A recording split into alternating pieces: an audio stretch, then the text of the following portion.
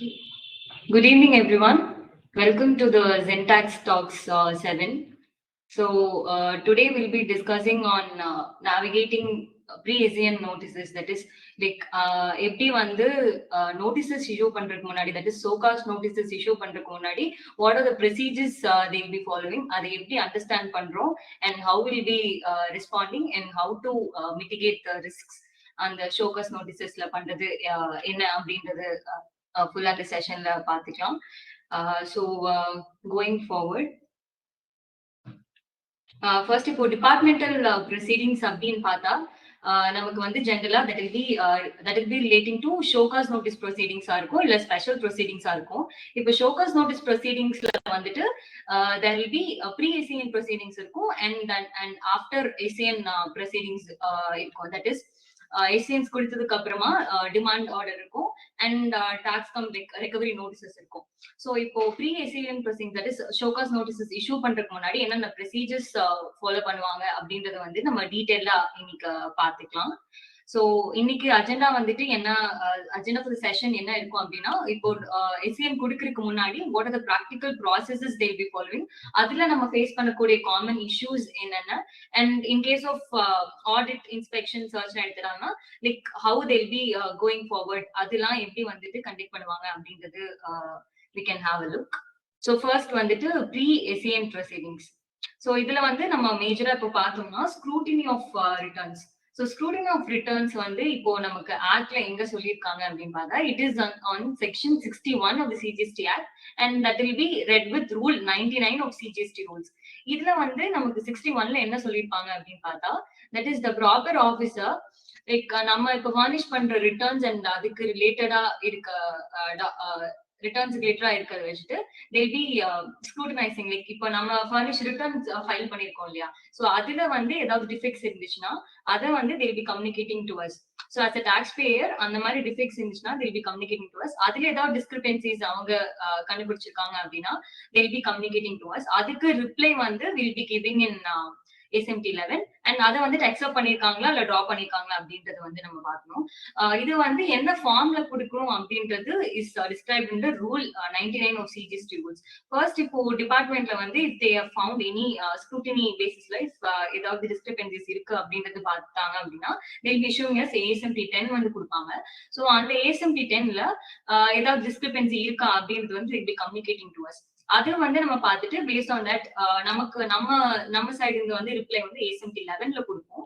And based on our reply அதுக்கு வந்து time days வந்து மேக்ஸிமம் 30 days கொடுத்துருப்பாங்க. அந்த 30 daysக்குள்ள will be replying to that notice in ASMT 10 and based on that ASMT 12 வந்துட்டு draw பண்ணுவான். அந்த டிஸ்க்ளோஷர் ஆஃப் ப்ரொசீடிங்ஸ் வந்துட்டு ASMT 12ல வந்துட்டு இருக்கும்.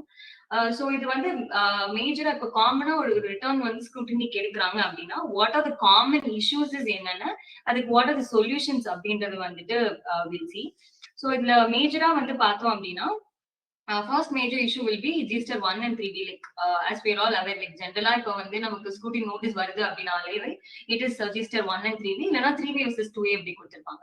ஸோ இப்போ 1 versus 3Bல வந்து பார்த்தோம் அப்படின்னா it is all relating to turnover. அதாவது நம்ம இப்போ ரிப்போர்ட் பண்ற டர்ன்ஓவர் GSTR 1ல ரிப்போர்ட் பண்ற டர்ன்ஓவருக்கும் GSTR 3B ரிப்போர்ட் பண்ற டர்ன்ஓவருக்கும் ஏதாவது டிஃபரன்சஸ் இருக்கு அப்படின்னா அது வந்து நமக்கு ASMT 10ல வந்துட்டு கம்யூனிகேட் பண்ணுவாங்க அந்த ஸ்க்ரூட்டினி. ஸோ அப்படி வந்து நமக்கு நோட்டீஸ் ASMT 10ல அப்படி வரும்போது நோட்டீசஸ்ல இருக்கிற டேட்டா தட் இஸ் அந்த ஃபேக்ட்ஸ் வந்துட்டு கரெக்டா இருக்கா, like if it is properly அக்யூரேட்டா இருக்கா அப்படின்றத நம்ம செக் பண்ணிக்கணும். ஸோ அதுக்கு what can we do is, இப்போ நம்ம வந்து மந்த்லி ரிட்டர்ன்ஸ் ஒர்க்கிங்ஸ் வச்சிருப்போம் and will be having summary returns இருக்கும். 1 summary return, 3B summary returns இருக்கும் அண்ட் வி ஹேவ் இப்போ கம்பேரிஷன் டேபிள் இருக்கு 1 and 3Bக்கு. ஸோ அதை வந்து பேஸ் பண்ணி லைக் என்னெல்லாம் வந்து இஃப் இன் கேஸ் ஏதாவது டர்ன் ஓவர் மிஸ் மேட்ச் ஏதாவது இருக்கா அப்படின்றது நம்ம அதுல செக் பண்ணிக்கலாம்.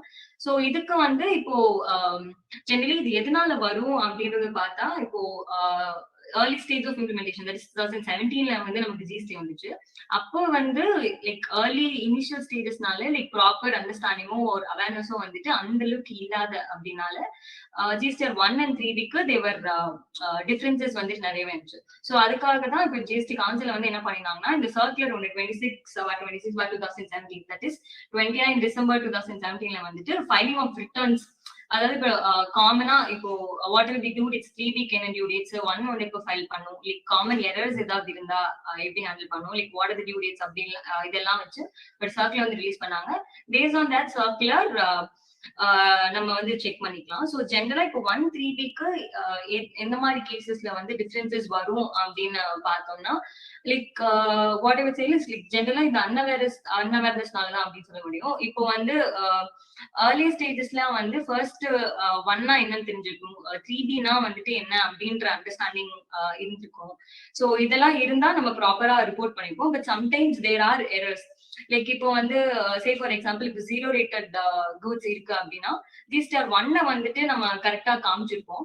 பட் ஆனா 3Bல வந்துட்டு 1Aலயே வந்துட்டு காமிச்சிருப்போம். That is outward supplies taxable சப்ளைஸ்ல காமிச்சிருப்போம். ஸோ இதனால there will be discrepancies. Taxable சப்ளைஸ்ல வந்து இன்க்ளூட் பண்ணிருப்போம். பட் ஆனா 1ல வந்துட்டு 0 ரேட்டட் அப்படின்னு கொடுத்துருப்போம். ஸோ இந்த மாதிரி டிஸ்கிரிபன்சிஸ் வரலாம். ஆர் இப்போ வந்துட்டு ஹெட்ஸ் வந்துட்டு மாத்தி பே பண்ணிக்கலாம். இப்போ 1ல வந்துட்டு bill wise details will be reporting, ஒவ்வொரு இன்வாய்ஸா வந்துட்டு ரிப்போர்ட் பண்ணுவோம். சோ அதனால லைக் கரெக்டா தில் பி டிஸ்க்ளோசிங். பட் ஆனா 3Bல வந்து இப்போ சே ஐஜிஎஸ்டிக்கு பதிலா சிஜிஎஸ்டி ஆர் எஸ்ஜிஎஸ்டில பே பண்ணிக்கலாம், ஆர் ஹெட்ஸ் வந்துட்டு மாத்தி பண்ணிக்கலாம். சோ இதனால 1 and 3Bக்கு வந்துட்டு டிஃபரன்சஸ் இருந்திருக்கலாம். சோ இந்த மாதிரி கேசஸ்ல டிஃபரன்ஸ் இருந்திருக்கும். இல்லைன்னா இப்போ ஃபர்ஸ்ட்லாம் வந்து 3B GSTR when this was introduced, 3Bல வந்துட்டு இப்போ லைக் இப்பெல்லாம் நம்ம பார்த்தா 1ல என்ன போடுறோமோ அந்த ஃபிகர்ஸ் டர்ன் ஓவர் வந்துட்டு that will be auto populating in GSTR 3B. But ஆனா ஏர்லி ஸ்டேஜஸ்ல வந்துட்டு அந்த மாதிரி ஆட்டோ பாப்புலேட்லாம் எதுவும் ஆகாது. நம்ம 3Bல என்ன ஃபிகர்ஸ் போடுறோமோ அது வந்து அப்படியே எடுத்துக்கும். இப்போ எனக்கு அவுட்வர்ட் வந்துட்டு ஒரு சே வந்துட்டு 1 lakh நான் பேபிள் இருக்கு அப்படின்னா ஐடிசி வந்து நான் அதுக்கு ஈக்குவலா ஒரு 90,000 போட்டாலுமே அது எடுத்துக்கும். ஸோ ஏர்லி ஸ்டேஜஸ்ல வந்துட்டு அந்த மாதிரி ஆட்டோ பாப்புலேட் ஆகுறது or base on 2A auto populate ஆகுறது அந்த மாதிரி எதுவும் ஸ்டார்டிங் ஸ்டேஜ்ல இல்லாதனால நம்ம வந்து செல்ஃபா அசஸ் பண்ணி போட்டிருப்போம். ஸோ அந்த மாதிரி போடுறதுல there will be lot of differences வந்திருக்கலாம். 1 and 3Bக்கு அந்த மாதிரி டிஃபரன்சஸ் வந்திருக்கலாம். ஆர் இப்போ சே 1 வந்துட்டு நம்ம சீக்கிரமா ஃபைல் பண்ணிப்போம், 10th 11th ஃபைல் பண்ணிருப்போம். பட் ஆனா 3B வந்துட்டு 20th ஃபைல் பண்ணிப்போம். சோ அந்த டைம்ல if there is any amendments ஏதாவது இருந்திருக்குன்னா வில் பி ஷோயிங் இட் 3Bல காமிச்சிருப்பாங்க. பட் ஆனா GSTR 1ல வந்துட்டு சப்சிக்வெண்டா தான் காமிச்சிருப்பாங்க. சோ அந்த மாதிரி இருக்கும்போது கூட தெல் பி 1 and 3B டிஃபரன்சஸ் இருக்கலாம். சோ இந்த மாதிரி இப்போ 1 versus 3B turn over differences வந்திருக்கு அப்படின்னா எதனால அப்படின்றது வந்து நம்ம செக் பண்ணிக்கலாம். அண்ட் ஒன் மோர் காமன்னா இப்போ 1 and 3Bக்கு வந்துட்டு டிஃபரன்சஸ் வரல வந்து மேஜர் ரீசன் இன்னொன்னு வந்து என்ன இருக்குன்னா கிரெடிட் நோட்ஸ். கிரெடிட் நோட்ஸ் வந்து நமக்கு இருக்கும். பட் ஆனா அது வந்து 1ல தனியா ரிப்போர்ட் பண்ணிருக்க மாட்டோம் GSTR 1ல. பட் ஆனா 3B வந்து நம்ம ஃபைல் பண்ணும்போது கிரெடிட் நோட்ஸ் நெட் ஆஃப் பண்ணி will be reporting. So that நமக்கு டாக்ஸ் பேபிள் கரெக்டா இருக்கணும். சோ அப்ப வந்து கரெக்டா கிரெடிட் நோட்ஸ் வந்து டிக்ளேர் பண்ணி 3Bல காமிச்சிருப்போம். பட் ஆனா 1ல வந்து ப்ராப்பரா டிஸ்க்ளோஸ் பண்ணிருக்க மாட்டோம். சோ அந்த கிரெடிட் நோட்ஸ்க்கு மட்டும் டிஃபரன்ஸ் இருக்கலாம். சோ இந்த மாதிரி 1 and 3Bக்கு there will be lot of cases like நிறைய சர்க்கம்ஸ்டன்சஸ் இருக்கும். எப்பெல்லாம் வந்துட்டு 1 and 3B டிஃபரன்ஸ் இருக்கு. சோ இந்த மாதிரி நமக்கு டிஃபரன்ஸ் வரும்போது எதனால அந்த டிஃபரன்சஸ் வந்திருக்கு அண்ட் அது வந்து எப்படி ப்ரொசீட் பண்ணும் அப்படின்னு பாத்துக்கலாம். So this will be like major points. மேஜரா என்னென்ன why this 1 and 3B differences வருது அப்படின்றத நம்ம பார்த்தோம். சோ நெக்ஸ்ட் வந்துட்டு one of the common issue என்னன்னு பார்த்தா தட் இஸ் ஐடிசி மிஸ்மேட்ச் தான். 2Aல வந்துட்டு ஐடிசி வந்திருக்கும். பட் மோர் தேன் தட் நம்ம வந்து 3Bல எடுத்திருப்போம். சோ இதுவுமே வந்துட்டு மேஜரா எதனால சொல்லும் அப்படின்னு பார்த்தா ஸ்டார்டிங்ல வந்து அந்த அளவுக்கு நான் ஃபர்ஸ்டே சொன்ன மாதிரி இம்ப்ளிமெண்டேஷன் ஸ்டேஜஸ்ல அந்த அளவுக்கு நமக்கு அவேர்னஸ் வந்து இருந்திருக்காது. இப்ப 2Aல வரதான் வந்துட்டு 3Bல எடுக்கணும் அப்படின்னு அவேர்னஸ் இருந்திருக்காது. சோ இது வந்து ப்ராப்ளம் ரெண்டு மேஜர் சர்க்குலர்ஸ் வந்து இஷ்யூ பண்ணிருப்பாங்க. தட் இஸ் 183 அதாவது டிசம்பர் 22ல வந்தது அண்ட் 193 தட் இஸ் ஜூலை 23ல வந்தது. சோ இந்த 183 சர்க்குலர் வந்துட்டு மேஜரா என்ன சொல்லியிருப்பாங்க அப்படின்னு பார்த்தா இப்போ 2Aல லைக் ஏர்லி ஸ்டேஜஸ்ல வந்துட்டு இப்போ GSTR 1ல ப்ராப்பரா ஃபைல் பண்ணிருக்க மாட்டாங்க. Like there will be some errors. இப்போ 1ல நம்ம ஃபைல் பண்றது எரர்ஸ் இருக்கனால ஆப்வியஸா அது வந்துட்டு சப்சிக்வென்ட்லி நமக்கு 2Aல ரிஃப்ளெக்ட் ஆயிருக்காது. சோ 2Aல ரிஃப்ளெக்ட் ஆயிருக்காது அப்படிங்கும்போது பட் ஆனா 3Bல நம்ம கிட்ட இன்வாய்சஸ் இருக்கனால based on that will be claiming ITC. So அதனால 2A விட 3Bல அதிகமா கிளைம் பண்ண மாதிரி இருக்கும். சோ இந்த மாதிரி டிஃபிகல்டிஸ் எல்லாம் இருக்கு அப்படின்னால இந்த 183 சர்க்குலர்ஸ் இஷ்யூ பண்ணாங்க. So this 183 circular is particularly for the financial year 17-18 and 18-19. That is GSTR 2A-க்கும் 3B-க்கும் இருக்கிற டிஃபரன்சஸ் வந்துட்டு எப்படி ஹேண்டில் பண்ணணும் அப்படின்றது வந்து கிளியரா சொல்லியிருக்கிறது தான் வந்துட்டு to give clarity on that தான் இந்த சர்க்குலர் 183 வந்துட்டு இஷ்யூ பண்ணாங்க.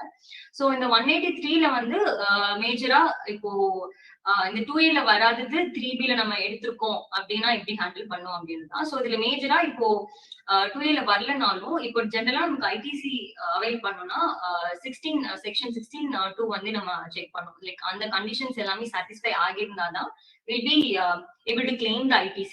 சோ அந்த செக்ஷன்ல வந்துட்டு மேஜரா இந்த சர்க்குலர் என்ன சொல்லியிருப்பாங்க அப்படின்னு பார்த்தா, ஃபர்ஸ்ட் வந்துட்டு நம்ம கிட்ட இன்வாய்சஸ் இருக்கணும். லைக் இப்போ கூட்ஸ் வந்து நம்ம பர்ச்சேஸ் பண்றோம் அப்படின்னா அதோட proper invoices or debit note like what are documents அது வந்து கரெக்டா இருக்கணும். And you have receive the goods வந்து ரிசீவ் பண்ணிருக்கணும். And third thing would be you should have made the payment along with tax வந்து பேமெண்ட் பண்ணிருக்கோம். So இந்த 3 கண்டிஷனும் satisfy ஆகி இருந்துச்சு அப்படின்னா நம்ம வந்து அதுக்கு வந்து ஐடிசி எடுத்துக்கலாம் அப்படின்ற மாதிரி இருக்கும். சோ இதுல சோ இந்த 183 சர்க்குலர்ல வந்து இது சொல்லியிருப்பாங்க. And one more major thing is 2A விட 3B இருக்கிற டிஃபரன்சஸ் வந்து இப்போ சிஏ சர்டிபிகேஷன் வந்துட்டு கொடுக்கலாம் அப்படின்ற மாதிரி இருந்துச்சு. That is more than 5 lakh அந்த மாதிரி இருந்துச்சுன்னா சர்டிஃபிகேட் சார்ட்டர்ட் அக்கௌண்டன்ட் இல்லைன்னா வந்து காஸ்ட் அக்கௌண்டன்ட் வந்துட்டு சர்டிஃபை கொடுக்கணும். If it is below that அப்படின்னா supplier can issue the certificate saying இந்த சப்ளைஸ் எல்லாம் ப்ராப்பரா இருக்கு இந்த டாக்ஸ் வந்து பே பண்ணிருக்காங்க அப்படின்ற மாதிரி சர்டிபிகேட் கொடுத்துக்கலாம். ஸோ இந்த மாதிரி சர்டிபிகேட் கொடுத்துட்டா அந்த டிஃபரன்சஸ் வந்துட்டு அக்செப்ட் பண்ணிப்பாங்க. So that so 183 talks about that.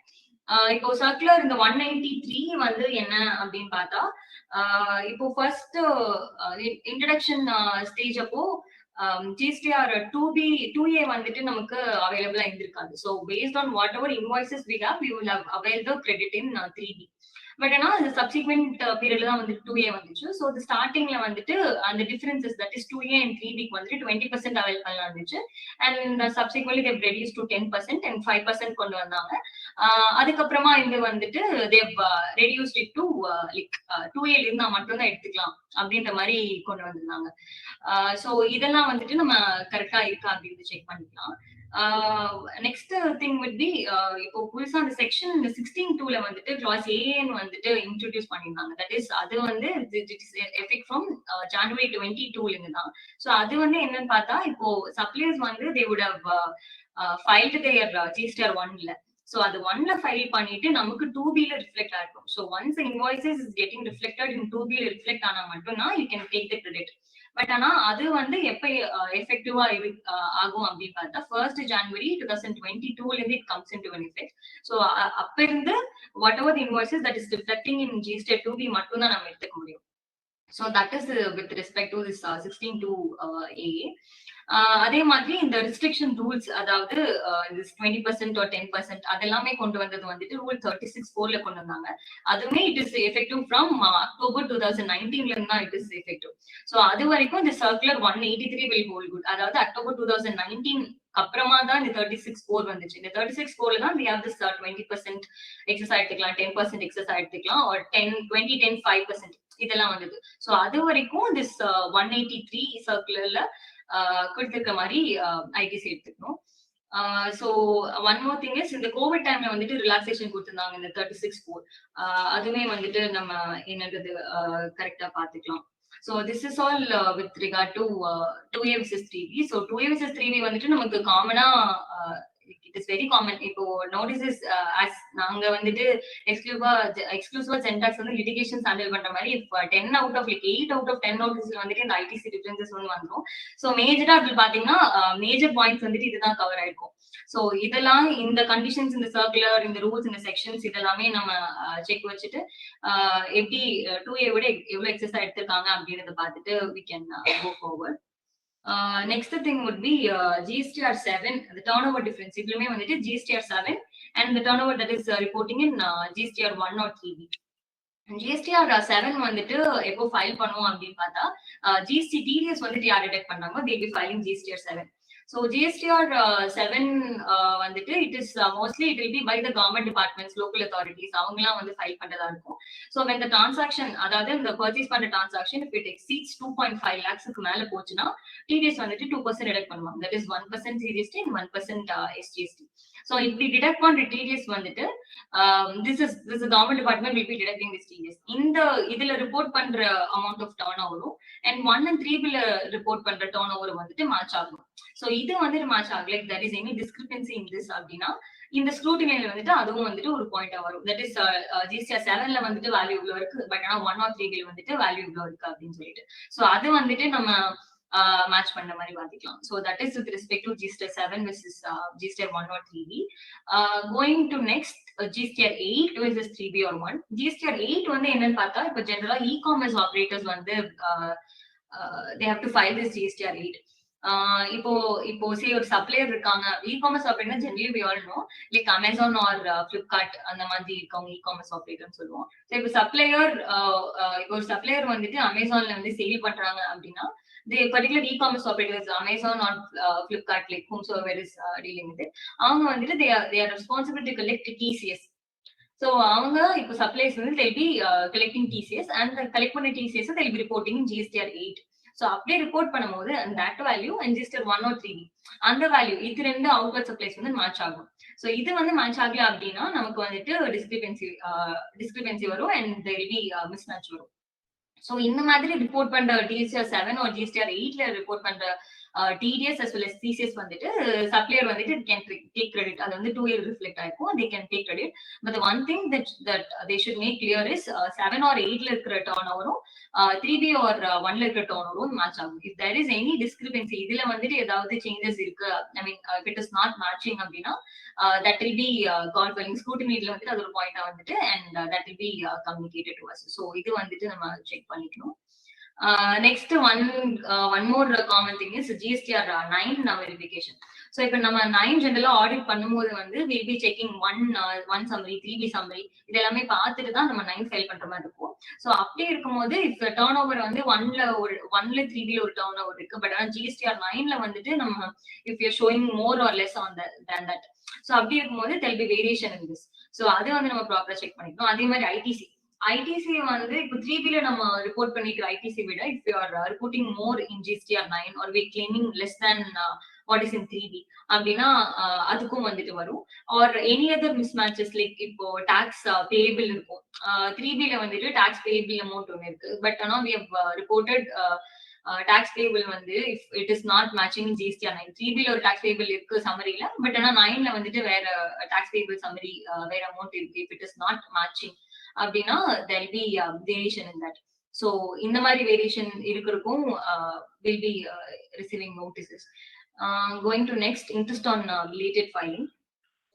Interest வந்துட்டு for this rule 88B வந்து introduce பண்ணாங்க. That is this rule 88B talks about the interest. அதாவது இப்போ tax payment நடக்குது அப்படின்னா what is the interest or belated filing க்கு interest என்ன அப்படின்ட்டு. So this was introduced retrospectively. That is from July 17 ல இருந்து it will be applicable. So இதுல வந்து என்ன சொல்லிருப்பாங்க அப்படின்னா if there is outward supply இருக்கு and we are paying இது tax liability இருக்கு அப்படிங்கும்போது we'll be replacing the cash ledger as well as the credit ledger.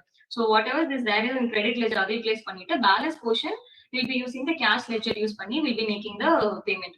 So on that portion of the tax that we are making payment using cash ledger, அதாவது cash extra credit ledger இல்லாம எக்ஸஸா cash ledger use பண்ணி பே பண்றதுக்கு மட்டும் interest வந்துட்டு பே பண்ற மாதிரி இருக்கும். So அந்த கேஷ் போர்ஷன் எவ்வளவு பே பண்ணிருக்கோமோ அதுல இன்ட்ரெஸ்ட் வந்துட்டு அப்ளிகபிளா இருக்கும். சோ அது வந்து நம்ம செக் பண்ணிக்கலாம். இப்போ டேட் எப்ப இருந்து அப்ளிகபிளா இருக்கும் இன்ட்ரெஸ்ட் அப்படின்னு பார்த்தாக்கா ஆக்சுவல் டேட் ஆஃப் ஃபைலிங் இல்ல due date of the filing இதுல இருந்து நம்ம எப்போ பே பண்ணிருக்கோம் அப்படின்றத வச்சு இன்ட்ரெஸ்ட் வந்து கால்குலேட் ஆகும். இப்போ 3B ஃபைலிங் டேட் வந்து நம்ம எப்போ ARN ஜெனரேட் ஆகுதோ அப்ப இருந்து எடுத்துக்கலாம். So that will be the actual date of filing for GSTR 3B. இப்போ டியூரிங் கோவிட் வந்துட்டு சர்டன் ரிலாக்ஸேஷன்ஸ் கொடுத்திருந்தாங்க. This interest rates certain period இந்த பீரியட்லாம் வந்துட்டு எலிமினேட் பண்ணிடலாம் for this calculation of interest அப்படின்னு சொல்லிட்டு. So this reduce rate of interest ரேட்டும் நம்ம செக் பண்ணிக்கலாம். இப்போ 17-18 வந்துட்டு it is over like order கொடுக்குற டேட்டும் முடிஞ்சிருச்சு, ஆர்டருமே கொடுத்துட்டாங்க. 18-19ல இருந்து நமக்கு இப்போ ரிசீவ் ஆயிட்டு இருக்கும். ஸோ இதுல வந்து இந்த மாதிரி நமக்கு ஏதாவது டிஸ்கிரிபன்சி வருது அப்படின்னா we can have a check. Like இந்த மாதிரி டிஃபரன்சஸ்க்குலாம் நோட்டீசஸ் வருது அப்படின்னா இந்த பாயிண்ட்ஸ்லாம் யூஸ் பண்ணி we can have a check. So next will be e-way bill. E-way bill outward, inward ரெண்டு mismatch இருக்கும். They can they'll be issuing this thing. So இப்ப 61 வந்து பார்த்தா it is relating only to return and related particulars furnished by the registered persons. So e-way bill நமக்கு ஏதாவது mismatch இருக்கு அப்படின்னா that will be also raised in this. So இதுல e-way bill பார்க்கும்போது e-way bill இப்ப யாரு ரைஸ் பண்ணணும், like counter நம்ம ரைஸ் பண்ணிருக்கோமோ அது டிரான்ஸ்போர்ட்டர் ஒரு counter party whomsoever is raising this e-way bill, அது வந்துட்டு டீடைலா we can have a reconciliation. அது should match with my outward supplies. அதாவது நான் GSTR 1ல ரிப்போர்ட் பண்ணிருக்கிற டர்ன் ஓவருக்கும் e-way bill இருக்கிற e-way bill நான் ரிப்போர்ட் பண்ணிருக்கோம் வந்துட்டு இது ரெண்டுக்கும் they'll have a comparison. அதுல இருக்கிற ரிப்போர்ட் டர்ன் ஓவருக்கும் and இதுல இருக்கிற ஐ மீன் e-way bill இருக்கிற டர்ன் ஓவருக்கும் and GSTR 1ல இருக்கிற turn ஓவருக்கும் they'll have a comparison. So அது வந்து reconcile பண்ணிக்கலாம். And for e-way bill வந்துட்டு certain exceptions, list of exempted goods கொடுத்திருப்பாங்க. லைக் for this இதுக்கெல்லாம் வந்துட்டு e-way bill தேவைப்படாது அப்படின்ட்டு. சோ அந்த லிஸ்ட்ல வர அந்த லிஸ்ட்ல வர கூட்ஸ்க்குலாம் வந்துட்டு e-way bill போட்டுக்க மாட்டோம். சோ அது we can have a check. For line sales அப்படிங்கும் போது e-way bill line sales வந்து இப்போ என்னன்னு பார்த்தா இப்போ நமக்கு இப்போ நமக்கு கன்சைன்மெண்ட்ல வந்துட்டு we have like எல்லா கூட்ஸும் எடுத்துப்போம். But paste on the pier வந்துட்டு நமக்கு யாருன்னு ஃபர்ஸ்டே தெரிஞ்சிருக்காது. சே ஃபார் எக்ஸாம்பிள் இப்போ இந்த கோகோ கோலா டிஸ்ட்ரிபியூட்டர்ஸ் அவங்க எல்லாம் பார்த்தா they'll have a consignment, like டோட்டலா பேரலா எடுத்துப்பாங்க கன்சைன்மெண்ட்ல. பட் ஆனா ஒவ்வொரு கடைக்கும் போயிட்டு தான் வந்து அங்க எவ்வளவு தேவைப்படுதோ அங்க டிஸ்ட்ரிபியூட் பண்ணுவாங்க. சோ அங்க அது ஆக்சுவல் சேல் நடக்கும் போது தான் they'll be raising that invoice. So அப்ப வந்துட்டு e-way bill நம்ம லைன் சேல்ஸ் ஆரம்பிக்கும் போதே எவ்வளவு சேல் ஆகும் அப்படின்றது ப்ராப்பரா தெரிஞ்சிருக்காது. சோ அது வந்து டெலிவரி சலான் போட்டிருக்கோம். சோ பேஸ்ட் ஆன் தட் நம்ம e-way bill ஜெனரேட் பண்ணிருப்போம். பட் ஆனா actual invoice will be generated only when there is an actual sales. அங்க போயிட்டு ஈச் அண்ட் எவ்ரி ரீட்டைல் ஷாப்ஸ்க்கு போனப்பதான் வந்து எவ்வளவு சேல் ஆகுது அப்படின்னு தெரியும். Paste on that invoice generate பண்ணிருப்பாங்க. சோ லைன் சேல்ஸ் இருக்கு அப்படின்னா அதுக்கு வந்துட்டு நம்ம எந்த மாதிரி e-way bill ஜெனரேட் பண்ணிருப்போம் அப்படின்றத செக் பண்ணிக்கலாம். Same thing for sale of goods on approval basis. So these will be the common points. Because scrutiny of returns in எடுத்தா these will be the common points. எதுக்கெல்லாம் scrutiny எடுக்காங்க and how to like அதுக்கு என்னென்ன handle பண்ணலாம் or என்ன பண்ணி எப்படி அந்த issues வந்து சால்வ் பண்ணலாம் அப்படின்றது பார்த்தோம். சோ நெக்ஸ்ட் வந்துட்டு நம்ம இதுல என்னன்னு பார்த்தா இப்போ ஸ்க்ரூட்டினி வந்து முடிஞ்சிச்சு. ஸ்க்ரூட்டினிக்கு அப்புறம் ஸ்க்ரூட்டினி இல்லாம நெக்ஸ்ட் வந்து பார்த்தா டிபார்ட்மெண்டல் ஆடிட். லைக் டிபார்ட்மெண்ட் பர்சன்ஸே they themselves will come and conduct the audit. So இது வந்துட்டு செக்ஷன் 65ல சொல்லிருக்கு and rule 101. இதுல வந்து இப்போ என்ன ஆகும் அப்படின்னா லைக் இப்போ paste on the departmental audit is not like very new அப்படின்னு சொல்ல முடியாது. இதுக்கு லைக் முன்னாடி இருந்தே இருக்கிறது தான். ஸோ இப்போ ஜிஎஸ்டி அப்படின்றது வந்து it is all like self assessment or நம்ம செல்ஃப் அசஸ் பண்ணி நம்மளா டிக்ளேர் பண்றதுதான் வந்து ஜிஎஸ்டில நம்ம டிக்ளேர் பண்ணிருக்கோம். ஸோ அதுக்கு லைக் ஒரு ப்ராப்பர் கம்ப்ளைண்ட்ஸ் ஆர் லைக் எல்லாமே வந்துட்டு ப்ராப்பரா இருக்கா அப்படின்றத செக் பண்ணிருக்கிறது. Based on the revenue parameters அந்த ரிஸ்க் பெராமீட்டர்ஸ் வச்சு கேசஸ் வந்துட்டு செலக்ட் பண்ணலாம் டிபார்ட்மெண்ட் ஆடிட்க்கு.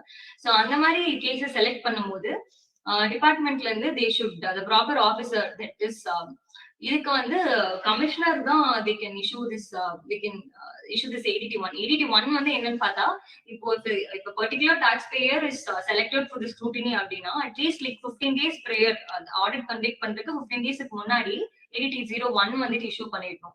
அந்த இன்டிமேட்டிங் தட் இந்த மாதிரி டிபார்ட்மெண்டல் ஆடிட் வந்துட்டு கண்டக்ட் பண்ணுவோம் at the place of the business or in their office அப்படின்றது வந்து 81 மூலியமா கம்யூனிகேட் பண்ணிருக்கோம் 15 daysக்கு முன்னாடி.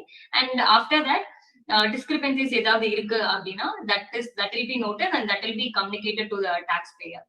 So அந்த discrepancies ஏத்த மாதிரி ரிப்ளை வந்து assessee has to file.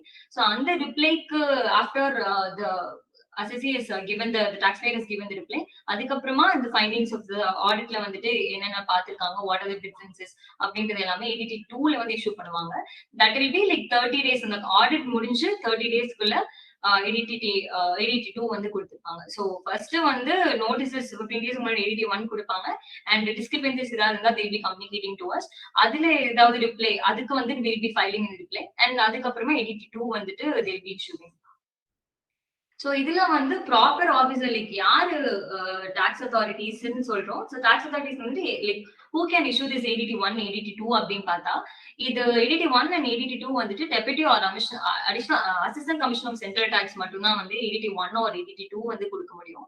And for SA related proceedings it is up to 20 lakhs வந்துட்டு சூப்பரிண்டென்டென்ட் வந்து கொடுக்கலாம். சோ இது வந்து நமக்கு சர்க்குலர் 3/3/2017 and 31/5/2018 வந்து கொடுத்திருக்காங்க. So if ADT 1 or ADT கொடுக்குறாங்க அப்படின்னா who is a proper officer யாரு வந்து அது கொடுத்திருக்காங்க அப்படின்றத வந்துட்டு நம்ம செக் பண்ணிக்கலாம். So in case of an audit எப்படி அப்படின்னு பார்த்தா இப்போ ஒரு ஆடிட்ல என்னென்ன பண்ணுவாங்க அப்படின்னு பார்த்தா so audit is generally define section 213 வந்து டிஃபைன் பண்ணிருக்காங்க what is an audit. So audit அப்படிங்கும் போது it is examination of the records returns and other documents maintained or furnished by the registered person under this act to verify the correctness of the turnover declared, taxes paid, refund claimed, input tax.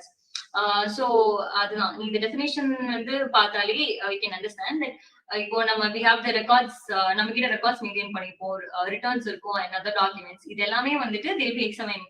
அதெல்லாம் examine பண்ணிட்டு நம்ம இப்போ ரிட்டர்ன்ல காமிச்சதுக்கு வந்துட்டு கரெக்டான turn over தான் காமிச்சிருக்கோமா, what are the tax we have paid is correct percentage or கரெக்டா பே பண்ணிருக்கோமா, and whatever input ITC that we have claimed is ப்ராப்பரா இருக்கா, ரீஃபண்ட் கிளைம் பண்ணிருந்தோம்னா அது வந்துட்டு கரெக்டான ட்ரீட்மெண்ட் கொடுத்துருக்கோமா அப்படின்றது. சோ திஸ் எவ்ரிதிங் இது எல்லாமே வந்துட்டு ஆடிட்ல கவர் ஆகும். சோ இது எல்லாமே வந்து ஃபுல்லா ஆடிட்ல வந்துட்டு பார்த்திருப்பாங்க.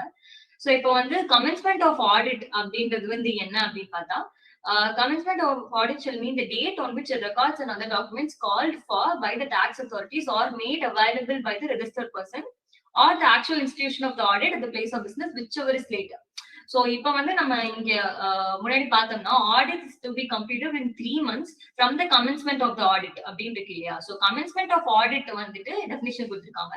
சோ இதுல வந்து என்ன அப்படின்னா அவங்க டிபார்ட்மெண்ட்ல இருந்து they'll be calling for the documents records எல்லாம் கேட்டுப்பாங்க. So once that is made available நம்ம எப்போ வந்துட்டு அந்த டாக்குமெண்ட்ஸ் எல்லாம் ரெடியா கொடுத்திருக்கோமோ சோ அதுல இருந்து 3 months வந்துட்டு will be calculated.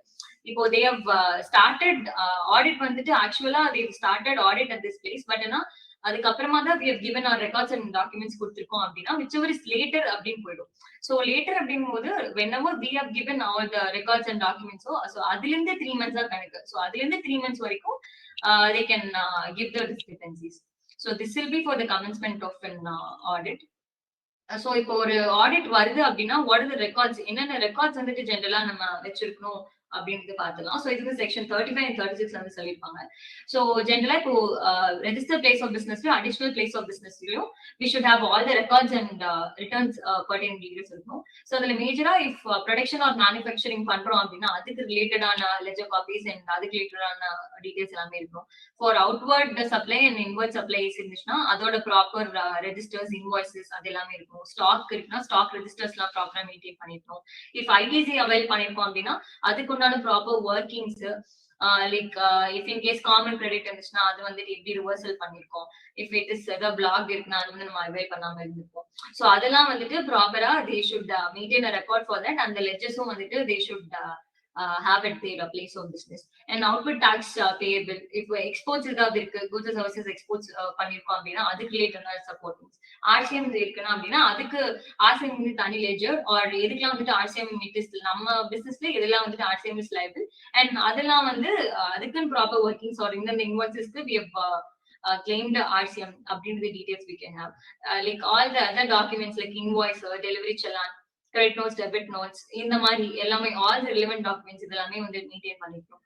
in case of goods வந்துட்டு received and supplied அதுக்கு வந்து opening balances, receipt, goods stole lost ஏதாவது இருக்கு அப்படின்னா பேலன்ஸ் ஆஃப் ஸ்டாக் எவ்வளவு இருக்கு. So like relating to stock அந்த ஸ்டாக் லெஜர் வந்துட்டு கரெக்டா எல்லாமே if it is lost theft அது எல்லாமே இருந்துச்சுன்னா அதுவுமே ப்ராப்பரா மெயின்டைன் பண்ணிருக்கோம். So opening stock, closing stock, finished goods, raw material இதெல்லாமே வந்துட்டு மெயின்டைன் பண்ணிருக்கோம். And in case of suppliers அப்படிங்கும் போது சப்ளையர்ஸோட complete name and address, customers ஆனாலும் அதே மாதிரி we have to maintain along with their name and address. If in case of goods is stored by them அப்படின்னு இருக்கும்போது எல்லா கூட்ஸும் எங்க ஸ்டோர் பண்ணி வச்சிருக்காங்க and during the transit where they storing they should have all the details. In case of production manufacturing பண்றோம்னா all the quantitative details. Service provider now அவங்க service provide பண்றதுக்கு what are the goods they have used. So இது எல்லாமே வந்துட்டு குவான்டிடேட்டிவாவும் maintain பண்ணிருக்கோம். So இந்த மாதிரி records எல்லாமே it's relating to or business. நமக்கு என்னென்ன ரெக்கார்ட்ஸ் அண்ட் ரிட்டர்ன்ஸ் எல்லாம் இருக்கோ அது எல்லாமே மெயின்டைன் பண்ணிருக்கணும். சோ இந்த ரெக்கார்ட்ஸ் எல்லாம் வந்து பார்த்தா it has to be maintain till the expiry of 72 months from the due date of annual return. That is 72 months வந்துட்டு இந்த ரெக்கார்ட்ஸ் எல்லாம் வந்து ப்ராப்பரா மெயின்டைன் பண்ணிருக்கணும். So this is with regard to getting ready for an audit, that is departmental audit வராங்க அப்படிங்கும்போது எப்படி வந்து நம்ம ரெடி பண்ணிக்கணும் அப்படின்றத பார்த்தோம். ஸோ பட் இப்போ சர்டன் கேசஸ்ல வந்து இப்போ சர்டன் டாக்ஸ் பேயர்ஸ்க்குலாம் வந்து இப்போ நோட்டீஸே வந்தா they'll be not knowing you. either mail communication வந்திருக்கும், இல்லைன்னா they should be checking on the portal. ஏதாவது நோட்டீசஸ் வந்திருக்கா அப்படின்ட்டு. ஸோ அந்த மாதிரி நோட்டீசஸ் வந்துட்டு செக் பண்ண முடியல அப்படிங்கும்போது like we have our very own portal, that is Zentais Clinic. So அதுல வந்து நீங்க பாத்தீங்க அப்படின்னா you can check the notices. Like once அதுல லாகின் பண்ணிட்டு we would have given a launch அதுவே சொல்லிருப்போம் லைக் எப்படி நோட்டீசஸ் வந்து நம்ம செக் பண்ணணும் அப்படின்றது. ஸோ அதுல வந்துட்டு ஃபர்ஸ்ட் வந்து பார்த்தோம் அப்படின்னா லாகின் பண்ணிட்டு இந்த மேனேஜ் GSTN பேஜ் இருக்கும். So the manage GSTN பேஜ்ல வந்துட்டு நம்ம we can give the user ID and password கொடுத்துட்டு we can add the multiple GSTNs. like நமக்கு எவ்வளவு GST registrations இருக்கோ அது நம்ம ஆட் பண்ணிக்கலாம். ஆட் பண்ணிட்டு once that is added நம்ம வந்துட்டு இந்த syncall GST dashboardல வந்து போனோம்னா syncall option இருக்கும். So அந்த syncall கொடுத்துட்டு and once that all the notices are synced, we'll get the details like இன்னென்ன நோட்டீசஸ்க்கு இன்னென்ன ஆக்ஷன்ஸ் எடுத்திருக்கோம் அண்ட் இனிமேல் if due date is approaching, இன்னும் நமக்கு நம்ம எதுக்கும் அதுக்கு ரிப்ளை ஃபைல் பண்ணல ஆர் இனிமேல் தான் அது வந்துட்டு ஃபைல் பண்ணணும் அப்படின்னா ஆக்ஷன் டு பி டேக்கன். அந்த மாதிரி will have segregation based on that. So action to be டேக்கன்லாம் என்ன அப்படின்றது பார்த்துட்டு அதுக்கு நம்ம எப்படி ப்ரொசீட் பண்றது அப்படின்றது பார்த்துக்கலாம். ஸோ இது வந்துட்டு சொல்யூஷன் டேஷ்போர்ட்ல வந்துட்டு என்ன அப்படின்னு பார்த்தா if ஏதாவது ஆக்ஷன் டு பி டேக்கன்ல நம்ம ஏதாவது ஹெல்ப் உங்களுக்கு தேவைப்படுது and we have to assist you in that task and அந்த நோட்டீசஸ்ல அப்படின்றது போது நீங்க solution டேஷ்போர்ட்ல you can create a task for us. நீங்க you can create a task manually create பண்ணலாம், இல்லனா நீங்க வந்துட்டு சொல்யூஷன் GST டேஷ்போர்ட்ல வந்துட்டு நீங்க எதுக்கு வந்துட்டு வேணும் அப்படின்னு சொல்லிட்டு you can give this get solutions from Zentais. So இந்த மாதிரி இருக்கும்போது that will be triggered in this solution dashboard and from backend we will be working on it. இப்போ we have this due date dashboard as well. Due date dashboardல வந்து என்னன்னா இப்போ as on this date இன்னி action to be taken, இன்னி further நமக்கு notices ஏதாவது வந்திருக்கு but ஆனா நம்ம அதுக்கு எதுவும் ரிப்ளை பண்ணல ஆர் நம்ம இந்த ஆக்ஷன் எடுக்கல அப்படின்ட்டு இருக்கும்போது and if the due date is approaching, that will be reflecting in this due date dashboard. So இதுல வந்து நம்ம மேஜரா இதுக்கப்புறமா என்னென்ன நம்ம ஸ்டெப்ஸ் எடுக்க வேண்டியது அப்படின்றது வந்துட்டு இது இருக்கும். ஸோ இதுல வந்துட்டு ரீசெண்ட் புது அப்டேட்டடா we have introduced this calendar view. So இந்த கேலண்டர் வியூல சோ இந்த டேட்ல நமக்கு இந்தந்த ஏஆர்என் நம்பர்ல இந்தந்த நோட்டீசஸ் இருக்கு அப்படின்னு சொல்லிட்டு will be reflected. So இது வந்துட்டு we have launched it new. இது வந்துட்டு இன்னைக்கு by the end of the day வந்து it will be coming to the production as well. So இதுமே நம்ம செக் பண்ணிக்கலாம். So in case notices வந்திருக்கு அப்படிங்கும்போது நம்ம எப்படி செக் பண்ணணும், டெய்லி சிங்க் பண்ணி வச்சுக்கிட்டோம் அப்படின்னா like what are the notices that is getting reflected and நமக்கு எவ்வளவு நோட்டீசஸ் இருக்கு அப்படின்றது பாத்துக்கிறதுக்கு Zentais போர்ட்டல் வந்துட்டு யூஸ்ஃபுல்லா இருக்கும். So coming to this audit by the tax authority, so இதுல என்னென்ன காமன் இஷ்யூஸ் இருக்கு and how to handle it அப்படின்றத வந்துட்டு சார்ட்டர்ட் அக்கௌண்டன்ட் ரேணுகா வந்துட்டு will be taking over the session. So thank you. Renuka, session to you.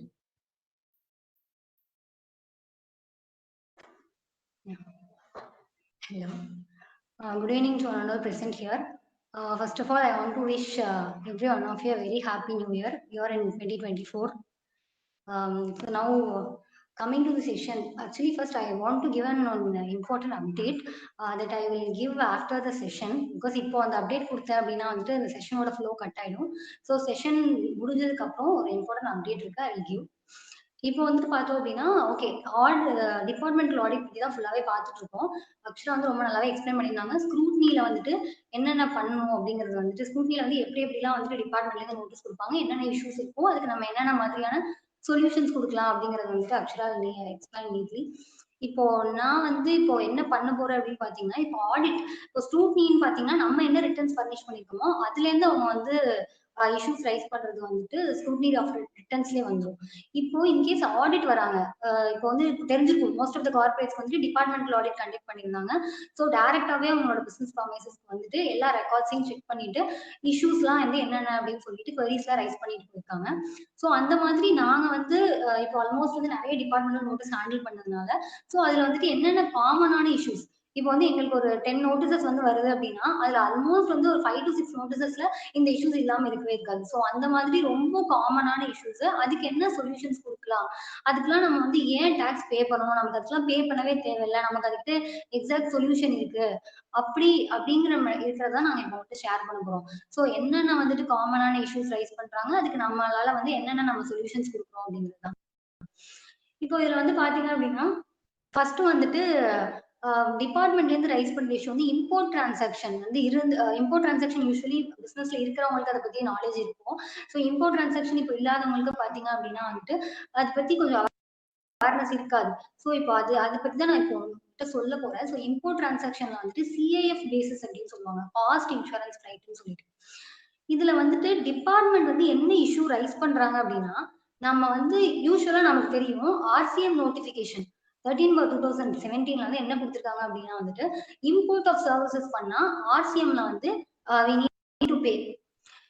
இதுல வந்துட்டு ஓகே நம்ம வந்து இம்போர்ட் பண்ணும்போது இம்போர்ட் ஆஃப் கூட்ஸ் தானே பண்றோம், இதுல எங்க சர்வீசஸ் வருது அப்படின்னு பார்த்தா இதுல வந்து பாத்தீங்க அப்படின்னா மூணு பேர் வந்து இன்வால்வ் ஆயிருப்பாங்க. இந்தியன் இம்போர்ட்டர், நான் வந்து ஃபாரின் எக்ஸ்போர்ட்டர், நான் வந்து ஃபாரின் ஷிப்பிங் லைன். நம்ம வந்துட்டு கூட்ஸை இம்போர்ட் பண்றோம். இம்போர்ட் பண்ணும்போது அந்த டிரான்ஸ்போர்ட்டேஷன் கூட்ஸ் வந்து டிரான்ஸ்போர்ட் பண்ணி கொண்டு வந்து நம்மகிட்ட இங்க சேர்க்கிறாங்க இல்லையா. ஸோ இந்த டிரான்ஸ்போர்ட்டேஷன் சர்வீசஸ் இருக்குல்ல, அந்த டிரான்ஸ்போர்ட்டேஷன் சர்வீசஸ் வந்து நீங்க ரிசீவ் பண்றீங்க. So that is an import of services. அதுக்கு நீங்க ஆர்சிஎம்ல பே பண்ணுங்க அப்படின்னு சொல்லிட்டு டிபார்ட்மெண்டோட கன்டென்ஷன். இதுல இப்போ நம்மளோட கண்டிஷன் என்ன அப்படின்னா வந்துட்டு இப்போ நான் சிஏஎஃப் பேசிஸ்ல நான் இம்போர்ட் பண்ணும்போது அந்த கூட்ஸ் வந்து இந்தியன் கோர்ட்ல வந்து இந்தியன் இம்போர்ட்டர்ட்ட வந்து சேர்ற வரைக்கும் அதோட ரெஸ்பான்சிபிலிட்டி வந்து ஃபாரின் எக்ஸ்போர்ட்டர் தான் இருக்கும். ஸோ ஃபாரின் எக்ஸ்போர்ட்டர் தான் வந்து இடையில இப்போ ஷிப்ல வந்துட்டு இருக்கும் போது ஏதாவது கூட்ஸ் டேமேஜ் ஆனா கூட, டிரான்சிட்ல ஏதாவது டேமேஜ் ஆனா கூட அதுக்கு இன்சூரன்ஸ் கவர் பண்றதுல இருந்து அந்த ஃப்ரைட் சார்ஜஸ்ல இருந்து எல்லாமே வந்துட்டு ஃபாரின் எக்ஸ்போர்ட்டர் தான் வந்துட்டு பேர் பண்ணுவாங்க. நம்மள்ட்ட வந்துட்டு டிரான்சாக்ஷன் வேல்யூல எல்லாத்தையுமே இன்க்ளூட் பண்ணிடுவாங்க. அந்த காஸ்ட் இன்சூரன்ஸ் ரைட்டா இருக்கட்டும் எல்லாமே டிரான்சாக்ஷன் வேல்யூல இன்க்ளூட் ஆயிடும். அந்த டிரான்சாக்ஷன் வேல்யூ மேல we have already paid custom duty and we have already paid IGST. So நான் அந்த மாதிரி ஃப்ளைட்டுக்கு ஆல்ரெடி நான் ஐஜிஎஸ்டி பே பண்ணிட்டேன், நான் ஏன் திருப்பி நான் ஃப்ளைட்ல வந்து ஆர்சிஎம் நான் பே பண்ணுவோம்? இது வந்து it lead to double taxation. So it is an violation of law அப்படின்றது நம்ம சொல்றோம். ஸோ அதே மாதிரி அடுத்து ஸோ இப்படி நம்ம கண்டென்ஷன் சொல்லும் போது அதே டைம்ல சுப்ரீம் கோர்ட் ஜட்மெண்ட் ஒன்று வந்துச்சு, மோஹித் மெனரல்ஸோட ஜட்மெண்ட். அதுலயும் வந்துட்டு அப்படிதான் சொல்லியிருந்தாங்க. என்னன்னா ஓகே இது வந்து இட்ஸ் வந்து காம்போசிட் சப்ளை. ஏன்னா நான் வந்து கூட்ஸ் தான் இம்போர்ட் பண்றேன். அந்த கூட்ஸ் இம்போர்ட் பண்ணும்போது அதோட சேர்ந்து இன்சூரன்ஸ் ஃப்ரைட் எல்லா சார்ஜஸும் எனக்கு வர்றது வந்துட்டு என்ன அப்படின்னா வந்துட்டு ஆன்சிலரி தான். பிரின்சிபல் சப்ளை வந்து இம்போர்ட் ஆஃப் கூட்ஸ் தான். So it is like composite supply. தனியா அதை வந்துட்டு நான் டிரான்ஸ்போர்ட்டேஷன் சர்வீஸ் வந்து இம்போர்ட் பண்றேன் அப்படின்னு சொல்லி அதுக்கு ஆர்சிஎம் அப்ளிகபிள் ஆகாது. It is in violation of law அப்படின்னு சொல்லி சுப்ரீம் கோர்ட் ஜட்மெண்ட் வந்துச்சு. ஃபாலோயிங் தட் சிபிஐசிலே ஒரு லெட்டர் வந்து அது ரிலேட்டடா வந்துட்டு நம்ம கொடுத்தாங்க. நெக்ஸ்ட் வந்து நோட்டிபிகேஷன். இப்போ 13/2023 அண்ட் 11/2023 மூலமா என்ன சொல்லியிருக்காங்க அப்படின்னா அந்த ஆர்சிஎம் நோட்டிபிகேஷன்ல இருக்க அந்த entries they have completely omitted. So இந்த இஷ்யூக்கு அவங்க ஆர்சிஎம்ல டிபார்ட்மெண்ட்ல இருந்து பே பண்ண சொன்னா no need to pay the amount. இதான் வந்து ஃபர்ஸ்ட் இஷ்யூ. நெக்ஸ்ட் இஷ்யூக்கு வந்து fees pay to the government. இது யூஸ்வலி எல்லாருக்குமே இந்த இஷ்யூ இருக்கு. இப்போ வந்து டிபார்ட்மெண்ட்ல என்ன ஸ்டார்ட் பண்ணிருக்காங்க அப்படின்னா வந்து நீங்க கவர்மெண்ட்டுக்கு ஏதாவது ஃபீஸ் பே பண்ணீங்க அப்படின்னா வந்துட்டு அதுக்கு வந்து கண்டிப்பா ஆர்சிஎம்ல வந்து நீங்க கட்டணும் அப்படின்னு சொல்லியிருக்காங்க. அதாவது இப்ப என்னன்னா ஆர்சிஎம் நோட்டிபிகேஷன் வந்து என்ட்ரி நம்பர் 5ல பாத்தீங்கன்னா நம்ம வந்து சென்ட்ரல் கவர்மெண்ட் ஸ்டேட் கவர்மெண்ட்ல இருந்து ஏதாவது ஒரு சர்வீஸ் ரிசீவ் பண்ணா அந்த சர்வீஸ் வந்து வந்துட்டு ஓகே இப்ப வந்து ஃபீஸ் வந்து அதாவது ஆர்சிஎம் நோட்டிபிகேஷன்ல வந்துட்டு இப்போ நமக்கு வந்துட்டு இருக்கு ஆர்சிஎம் நோட்டிபிகேஷன்ல வந்து இருக்கு ஒரு சென்ட்ரல் கவர்மெண்ட்டோ ஸ்டேட் கவர்மெண்ட்டோ லோக்கல் அத்தாரிட்டியோ நம்ம சர்வீஸ் வந்து ரிசீவ் பண்ணோம் அப்படின்னா வந்துட்டு ஆர்சிஎம்ல பே பண்ணணும் அப்படின்னு சொல்லிட்டு இருக்கு. இது வந்து என்ன சொல்றாங்க அப்படின்னா வந்துட்டு இப்போ நம்ம இது வந்து எதுக்காகலாம் இதை எடுத்துட்டு வராங்க அப்படின்னா நமக்கு வந்து ஃபேக்டரி நடத்துறோம். ஃபேக்டரி நடத்தும் போது லைசன்ஸ் இருந்தா தான் ஃபேக்டரி நடத்த முடியும். ஸோ அந்த லைசன்ஸ் ஃபீ அப்புறம் வந்து லைசன்ஸ் எக்ஸ்பைரி ஆயிடுச்சுன்னா கண்டிப்பா ரெனிவல் பண்ணணும். ஸோ அந்த license renewal fees, pollution control board இருக்குன்னா அதுக்கு நம்ம பே பண்ணுவோம். ஸோ அந்த பொல்யூஷன் கண்ட்ரோல் போர்டுக்கு பே பண்ற ஃபீஸ் இதுக்கு எல்லாத்துக்குமே ஆர்சிஎம்ல பே பண்ணா அப்படின்னு சொல்லிட்டு டிபார்ட்மெண்ட்ல இருந்து இப்போ புதுசா அவங்க ஸ்டார்ட் பண்ணிருக்காங்க. சொல்லி அதுக்கு வந்து நம்ம சைட்ல இருந்து என்ன கன்டென்ஷன் அப்படின்னா, நம்ம we are not receiving any services from the government. It is actually a statutory obligation. ஏன்னா வந்துட்டு எனக்கு நான் இப்போ ஃபேக்டரி ரன் பண்ணணும் அப்படின்னா லைசன்ஸ் இருந்தா தான் நான் ரன் பண்ண முடியும். ஸோ நான் அதனால வந்து இட்ஸ் ஸ்டாச்சுட்டரி ஆப்ளிகேஷன். அதனால தான் நான் வந்துட்டு அந்த ஃபீஸ் தான் நான் கவர்மெண்ட் கொடுக்குறேன் தவிர இதுக்கு எனக்கு ஆர்சிஎம் அப்ளிகபிள் ஆகாது அப்படின்னு சொல்லிட்டு நம்ம நோட்டிஃபிகேஷன் நம்பர் 12/2017 பாத்தீங்க அப்படின்னா வந்து எக்ஸம்ஷன் நோட்டிஃபிகேஷன் ஃபார் சர்வீசஸ். இதுல வந்து சீரியல் நம்பர் 47ல வந்துட்டு ஒரு என்ட்ரி இருக்கும், ரெஜிஸ்ட்ரேஷன் அண்டர் எனிலா testing calibration safety check or certification. So இந்த சீரியல் நம்பர் கோட் பண்ணிட்டு நம்ம வந்து இது வந்து எக்ஸாம் இந்த சர்வீஸ் இதுக்கு வந்து ஆர்சிஎம் அப்ளிகபிள் ஆகாது அப்படிங்கிறது நம்ம சொல்றோம். ஓகே, நெக்ஸ்ட் இஷ்யூ வந்து பாத்தீங்க அப்படின்னா வந்து இப்போ இன்எலிஜிபிள் ஐடிசி வந்து நம்ம அவைல் பண்ணியிருக்கோம் அப்படின்னா வந்துட்டு அவைல் பண்ணிட்டு யூட்டிலைஸ் பண்ணிருக்கோம் அப்படின்னா வந்து 24% வந்து இன்ட்ரெஸ்ட் டிமாண்ட் பண்றாங்க டிபார்ட்மெண்ட்ல இருந்து. பட் 24% நீங்க கண்டிப்பா கட்டவே தேவையில்லை. ஏன்னா ரெட்ரோஸ்பெக்டிவா அமெண்ட் பண்ணிட்டாங்க. அதை through the 6th schedule to finance act retrospective amendment also has already been made. So interest வந்து 18% தான், not 24%. So 24% டிமாண்ட் பண்ணா நீங்க கண்டிப்பா கட்ட வேணாம், கன்டெஸ்ட் பண்ணலாம். It is only 18%. நெக்ஸ்ட் வந்து பார்த்தோம்னா இன்னும் வந்துட்டு டிபார்ட்மெண்ட்ல என்ன சொல்றாங்கன்னா, நீங்க ஐடிசி அவைல் பண்ணிட்டீங்கனாலே உங்களுக்கு வந்துட்டு இன்ட்ரெஸ்ட் வரும் அப்படின்றாங்க. That is not like that. ஏன்னா வந்து செக்ஷன் 53ல ஆல்ரெடி அமெண்ட் பண்ணிட்டாங்க. You have to avail unutilised அப்படின்னா தான் வந்து இன்ட்ரெஸ்ட் வரும் அப்படின்னு சொல்லிட்டு. இப்போ நான் ஐஜிஎஸ்டில வந்துட்டு ஒரு ராங்கா ஒரு ஐடிசி அவைல் பண்ணிட்டு அதை நான் யூட்டிலைஸே பண்ணல. அவைல் பண்ணிட்டு அதை யூட்டிலைஸே பண்ணல. நான் கோயிங் ஃபார்வர்ட் வந்துட்டு ஓகே கோயிங் ஃபார்வர்ட் வந்து நான் திருப்பி ரிவர்ஸ் பண்றேன் அப்படின்னா அதுக்கு எனக்கு இன்ட்ரெஸ்ட் பே பண்ணணும் அப்படிங்கிற அவசியம் கிடையாது. சோ இன்கேஸ் வந்துட்டு நான் அதை அவைல் பண்ணி யூட்டிலைஸ் பண்ணிட்டேன் அப்படின்னா தான் அதுக்கு நான் இன்ட்ரெஸ்ட் பே பண்ணணும். சோ எந்த டைம்ல நான் யூட்டிலைஸ் பண்ணணும் அந்த டைம்ல இருந்து எனக்கு இன்ட்ரெஸ்ட் அப்ளிகபிள் ஆகும். நெக்ஸ்ட் வந்து ரூல் 88B வந்து அக்ஷராவே ஆல்ரெடி எக்ஸ்பிளைன்டு. இன்ட்ரெஸ்ட் வந்து இப்போ அவைல் பண்ணியிருக்கோம். பட் வந்து நம்ம அவைல் பண்ணி அவைல் பண்ணியிருக்கோம். பட் அவைல் பண்ணி அதை யூட்டிலைஸும் பண்ணிட்டோம் அப்படின்னா தான் மட்டும்தான் இன்ட்ரெஸ்ட் வரும். இப்போ ரூல் 88Bல வந்துட்டு ஒரு இது வந்துச்சு. அதாவது நீங்க வந்து கேஷ் லெஜர் டெபிட் பண்ணி பே பண்ணா மட்டும் இன்ட்ரெஸ்ட் கட்டினா போதும். கிரெடிட் லெஜர்ல பே பண்ணும்போது நமக்கு இன்ட்ரெஸ்ட் தேவையில்லை அப்படிங்கிற மாதிரி. அகைன் இதுலயும் ஒரு வந்து கன்ஃபியூஷன் வந்துச்சு. இப்போ டிபார்ட்மெண்ட்ல இருந்து என்ன சொன்னாங்க அப்படின்னா, நான் இப்போ ஐஜிஎஸ்டி, சிஜிஎஸ்டி, எஸ்ஜிஎஸ்டி 3 ஹெட் இருக்கு. நான் ஐஜிஎஸ்டி ஹெட்ல வந்து என்ன பண்ணிட்டேன் அப்படின்னா வந்துட்டு இப்போ 200 rupees வந்துட்டு இன்கேஸ் 200 rupees நான் வந்து ராங்கா அவைல் பண்ணிட்டேன். அதுல வந்து நான் 100 rupees யூட்டிலைஸ் பண்ணிட்டேன். இப்போ என்கிட்ட ஐஜிஎஸ்டி ஹெட்ல வந்து 100 rupees தான் இருக்கு. But CGST head and SGST ஹெட்ல என்கிட்ட 100 rupees இருக்கு.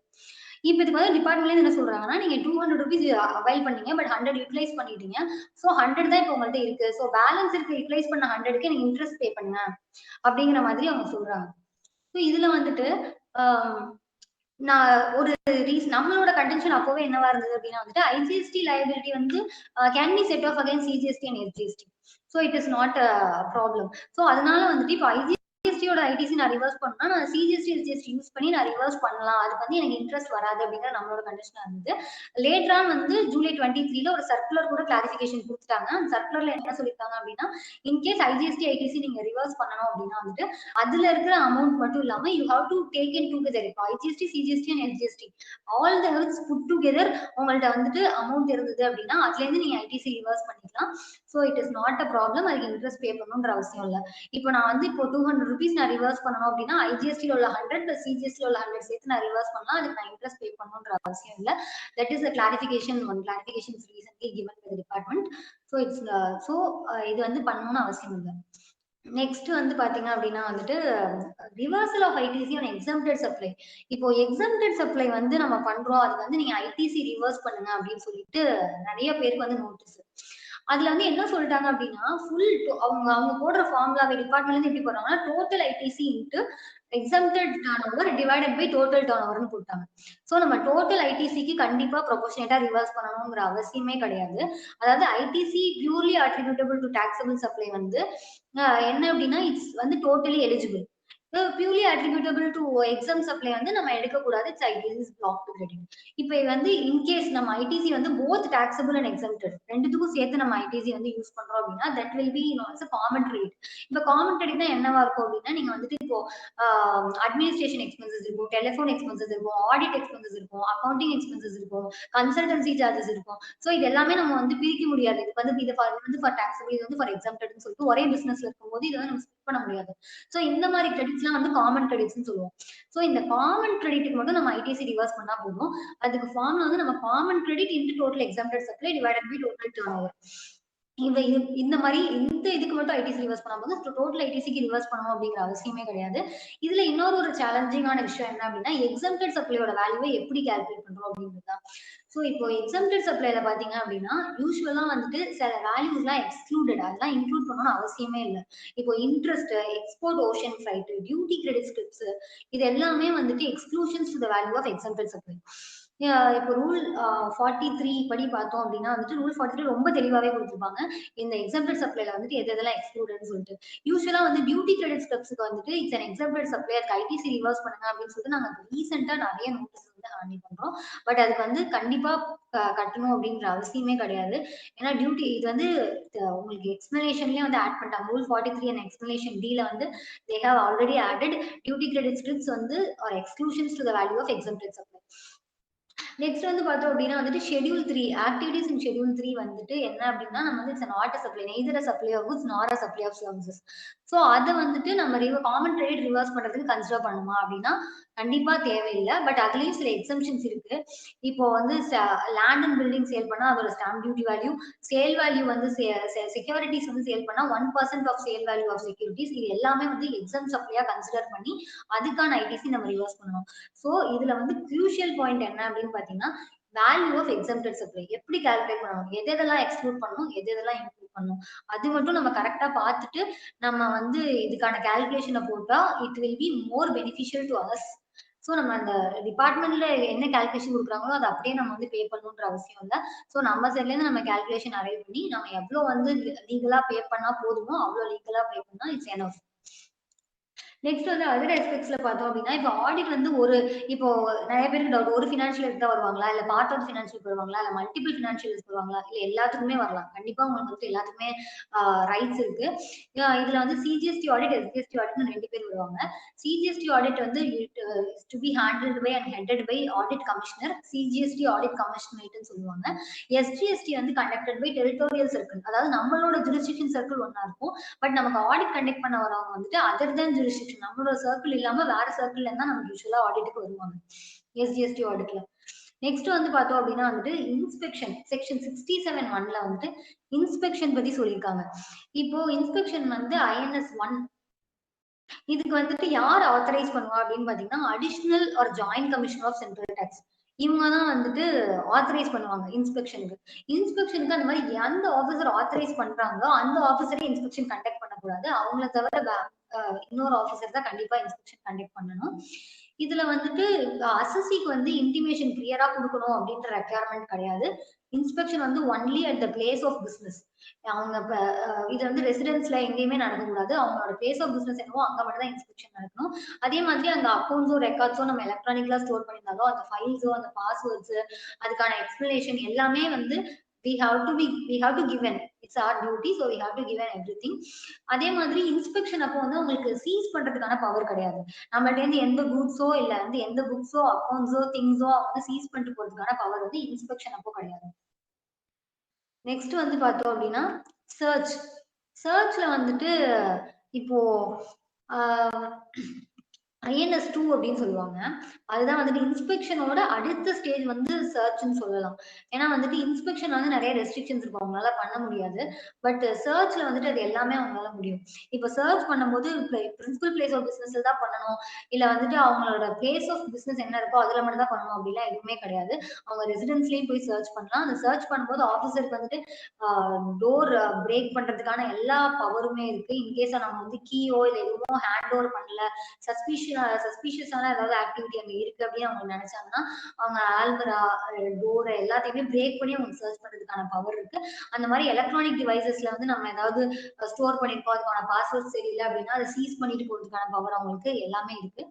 So it is already duly authorized in search-னு வரும்போது வந்துட்டு it's a next level of inspection. So இன்ஸ்பெக்ஷனுக்கு இது அடுத்த ஸ்டேஜ். நெக்ஸ்ட் வந்துட்டு பாத்தீங்கன்னா test purchase by departmental authorities. Test பர்ச்சேஸ்னா ஒன்றும் இல்லை, இப்போ நம்மளோட பிசினஸ் ப்ரெமைசஸ் இருக்கு.